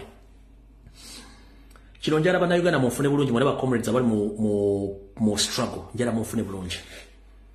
Tulina ebintu bingi ebitudiverting ebitujja ku njala tukusooka kubebazaako tumutandise okwekengera. Njala kubazanya batagobedde ekiboozibozi kya SB4 mu kiveeko nabagamba SB4 is a state agent ali mu media or YouTuber is ever creating diversionary YouTube histories zagenda akola ne ekirungi tumwamutegedde uyo mwamutegedde information yagenze bwetyo kati ekirala njagala muleme ku driving wa off from the struggle. One, Mpuga de Mapuga tumutegedde who is he. Tuve ku Mpuga de Mapuga tumuveeko. Tudde ku struggle off. First and foremost, njagala obebaza abakubi ekibozibozi kya Museveni n'ekya Balamu ekyokuga nti abaana bagenda basonyiwa. Nabo wadde message ne mbagamba teri mukomoledi ali mukomera nga avunaanibwa omusango teguliyo. Museveni akimanyi nti abaana bakwata mmatu yakwata mbenyi bw'abantu ayagala kweyambula kintu kino kimutuulide kubanga bano abaana balina right okuva mu komera ne bagulako Museveni emisanga ayagala kweyambula kintu kino akyeyambula atya kwe kubagamba beetonde yaba yejjeemu omugwa bwatu abadazanye ebyobufuzi bye akunyigiriza n'amaana aga nti weetonde nga yejjeeko kubanga akimanyi nti it was a mistake abaana babakwata mu bukyamu. So please ngenda basaba ekibozibozi ky'omusajja gwe bayita Balamu Baluga Hale temukiwabudde muleka afere ekibozibozi ekyo. Bakomrades bakimanyi bulungi. It's not the first time baletera deals mu makomera. Omuntu yena gw'osanga wakyukakyuka simanya gamba abantu bateese mukulu wayiika Windows njagala kugamba. Mu revolution mulimu abantu abafiira revolution kyekisooka. Mu revolution mulimu abantu abazimba ne basiiba amazima. Mu revolution mulimu abantu abatajja kutuuka n'abanaatuuka bajja kuba batono. Kati gwakubirira ekibozibozi ng'oli comrade musimanyi abaana basibenyo babate no tebalina musango nakunyonyodde nkugamba nti siteti bwekwata nga tolina musango nekugulako omusango ne bakutwala mu kooti omukulembeze taba na buyinza bukusonyiwa nga omusango guli mu kooti ekina kikunyonyodde ne Museveni kyayagala kutta kkalya y'abaana bano atya. Buli muntu mu nsi yonna bw'oba ogenda funa omulimu bakubuuza wali ozizzaako omusango.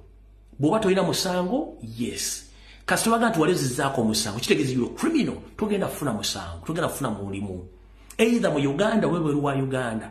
Kati lw'okuba nti ensi eri viral ku internet, bano abaana amawulire g'ensi yonna gabamanyi go ge bamanyi. The moment Museveni baforcing okkiriza nti bazza emisango bagenda kubaliko omusango gw'obutujju. Teri muntu asobola kuwa mulimu mu nsi yonna ng'oliko criminal record y'obutujju ng'ate tebaguzzangako omusango. Nemba nnyonnyola nti n'oba ogenze ku Interpol ekkololo wali ku Mabuwa Road ekipapula kyo kimu bakiyita certificate of good conduct ekikulaga nti olina musango nagwo wali ozizzaako mu nsi yonna. Kati tosobola kufuna kipapula ekyo ng'olina omusango gwali tosobola kifuna. Okitegedde n'oba ogenda kuwandiisa amagye ge bakuwa nti you criminal. Okitegedde kati Museveni kyayagala to convict these boys and girls abateekako records embi naye ng'ate tebalina record yonna. Kitegeeza kaalya yagisse naye bavaayo nga ajja bata kubanga tebalina musango kuba tewali bujulizi. Kitegeeza abaana bano balina okufuna balooya bagguleko gavumenti omusango era bajja sasula ssente zino. So okuteekako omusango gw'obutujju kuba kasaba kkiriza nti bakomitinga crime America, Bungereza, Europe yonna bajja bifuna bijja facing ku internet ti bona ba political prison abadde bawagira Kyagulanyi bakkiriza nti bazza emisa. Kati olwo Museveni kyayagala kyembadde mu the moment these boys and the girls accept to apologize to Museveni, it goes direct to Kyagulanyi Robert Sentamu nti yali abagamba bakole ebintu ebyokuyeekera eggwanga. Museveni ajja kuba afunye winning goal nga Kyagulanyi muteeka munda ng'omutujju Mpuga de Mapuga ng'ayitawo nga program we yaba nti yali agenda okujja nga president nga mulabe post kiri mwagala ekirala mwagala mbanyonnyola ki.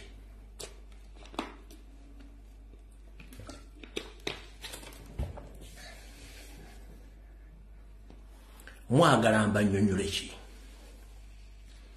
The moment they accept to apologize to Museveni, that means Museveni will return all cases of those boys and girls and they will transfer those cases to Kyagulanyi. Bajja kukwata bwe bamuteekeko treason case bamuteeke mu komera. Mpuga de Mapuga Abedi Wanika besimbewo nga Kyagulanyi taliwo. That is the ambition. Nzize mbasomesa ebigambo bino nga tembitegeera. Oyo gwe bayita Museveni system ye. Kati baleese ono Giant Head bamuyita Giant Head. Sabafere Balamu wali mu parliament ayogera oluzungu asindika amanya linga yasse mu parliament. I'm here to pursue as Museveni appointed me as a trusty person to negotiate with all political prisoners so that they can be released unconditionally after accepting that they were used by Bobby Wine. Gotula bina nati kijize ku parliament gakibavuga kinene nnyo. Nakugaba we yagala okumanya omufere omutuufu. Abantu abasomo marketing basinga obufere. Akuguza ejjiri embaata nti lya ssekoko kubanga gonna gafaanagana size.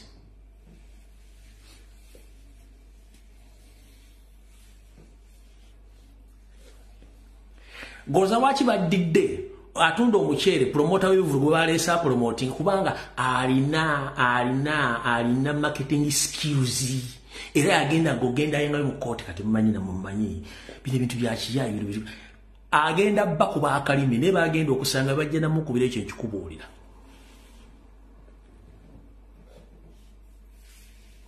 nekile kitunzize kibagamba mbasomere kintu temukimanyi the moment abana baganda pane muntu sonyiwe bagenda bateka ku criminal record nti bali batojju America bonesi zile kapazi manyi kati ba transferring emisango gino gyonna baganda nti bali bashabu kati kyagula nyigo badde okulira abana bana abayekera nga bateka mukomera ati muhozi ya CDF mpuga de mapuga ngafuna chance ngapa ne bakitegese mu parallel state yaabwe tontabala nga siri kutabala ekyo mwera temwakitegeera amakuru gali mu ekyo genda gano mayiga kyovula ba defendinga goloza lwaki mpuga mu bintu byonna agenze mengo jasimbi amakando lwalire mwezi wiki zonna without answering the question of 500 million Ugandan shillings.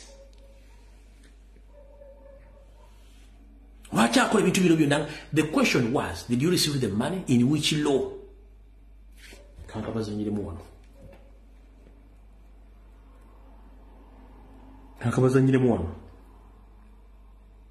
Ekibuzo kyali wafuna sente wazifunya mu teekaki kyekyo kyokka naye ali mu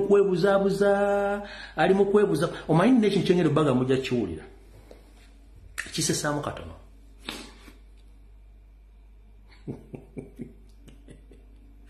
munansoja ngera kibaga nekisesaamu ekisookera ddala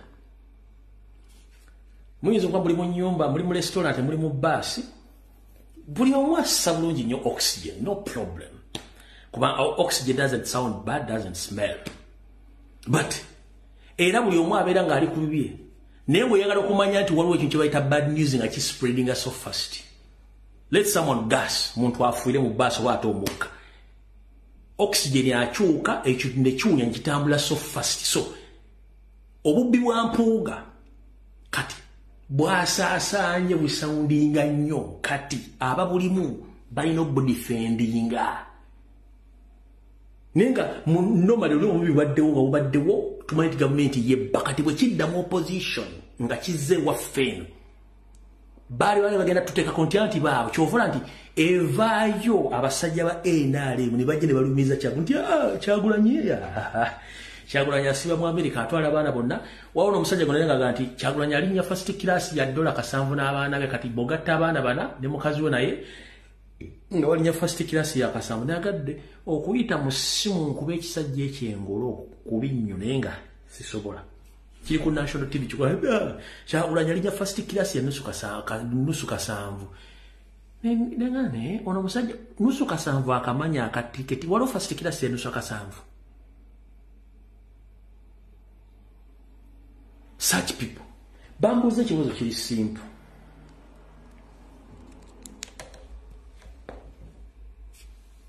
Nukweye inala. Aha, kino wano. Kati bino bimu ku bisajja ulira.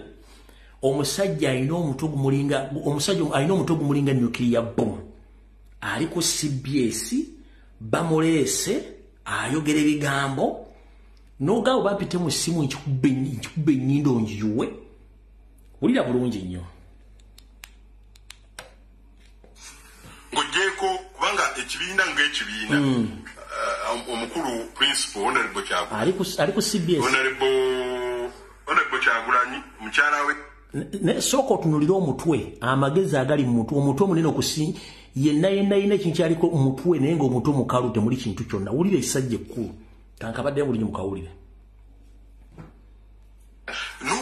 nina abantu omusajja mukulu alina n'abaana ekibiina ng'ekibiina omukulu principal honorable Kyagulanyi mukyala we Babi Kyagulanyi ne chairman Nyanzi be bannannyini kibiina.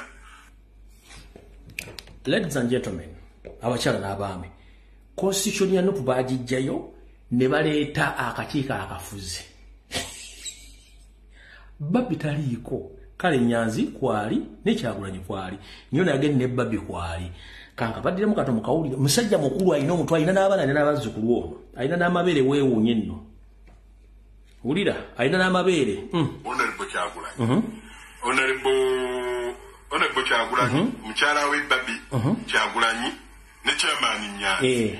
Be bannannyini kibiina. Wulira. Bano bonna balubonge y'abaani. Wulira.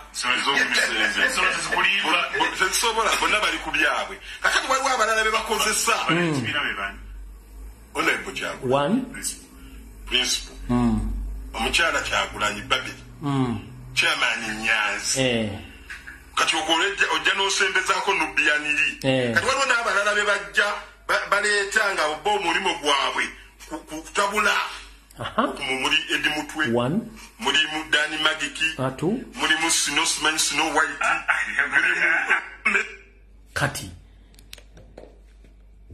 obulamu bwange esookundi omuntu gwe bayita Snow White simuwulirangako mu kibiina kya Nuupu kebere famire ya Kyagulanyi siwulirangako omuntu gwe bayita Snow White.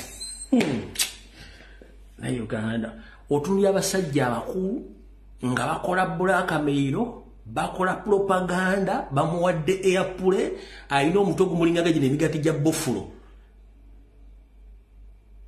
Ali musti omudi mwekuno, nze siwulira omuntu gwe bayita Snow White. Ngenda nkyakatambuza buli nteko. President bakuwulinya era otunyonyere Snow White tumutegeere. Siwulira omuntu gwe bayita Snow White.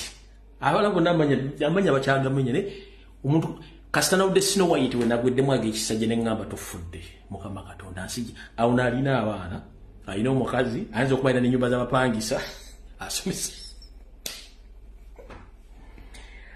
ate nze onatagenda talina magezi kasita omutwe gujjamu wane enkubo nga guzzeemu enkubo z'ennyama wano boota omuntu takyalina mabwongo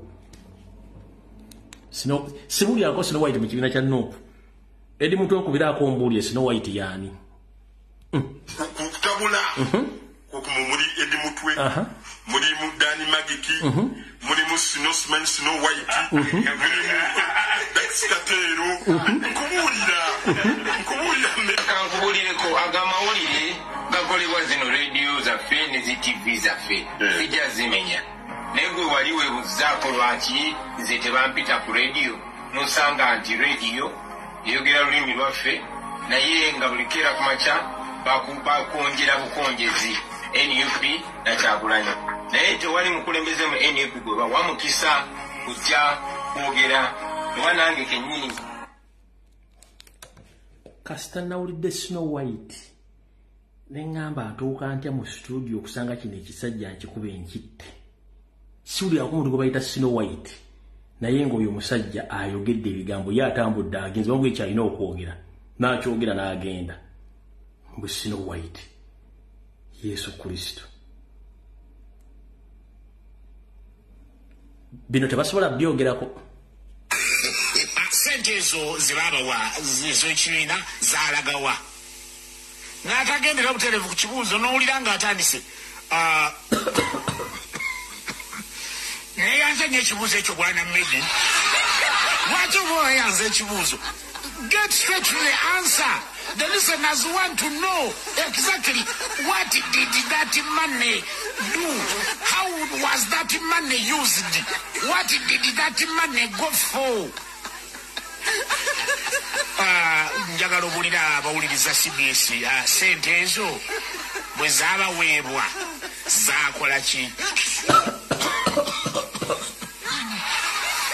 Era ndowooza bwana Mmedi asooka byonna neyanzanya ekibuuzo ekyo naye bwemba mujjukira nzize mbagamba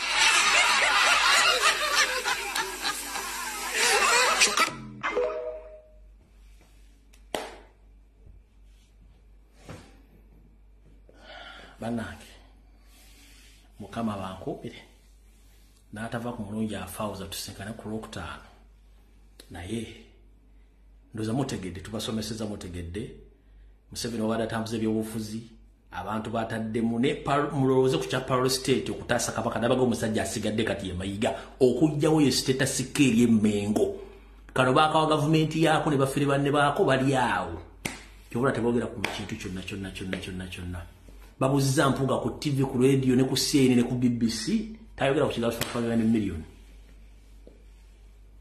mukama bankuumire mwiraba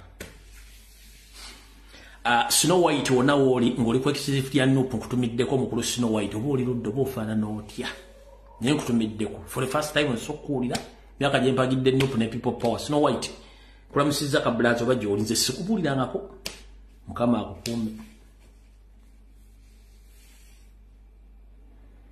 ani aga tugende mu maaso nedda bambi nkoowa bambi mukwano nsobola kola live for 2 hours nogamba tokoowa no program za kozesa muntu esikuwemula kozesa muntu bigambo olina okubanga obyalenkinga bulungi nnyo so kugikola for 2 hours si kyangu mukwano kitegedde munnange nenga mbaagala nnyo mwegendereze abayina abana temubakkiriza bakola bye mbagambye ebisigadde bano bobba ndekere Mayiga n'akabijja kana akali emmengo mukandekere nabano bonna bampuuga ne mapuuga buli omu otegedde kati kiki tulwanyisa baani yensonga lwaki balwanyisa Kyagulanyi nembajjidde history mbatera ku mmeeza kubanga nze ndi bonna abasajja mbamanyi mukitegedde bulungi nnyo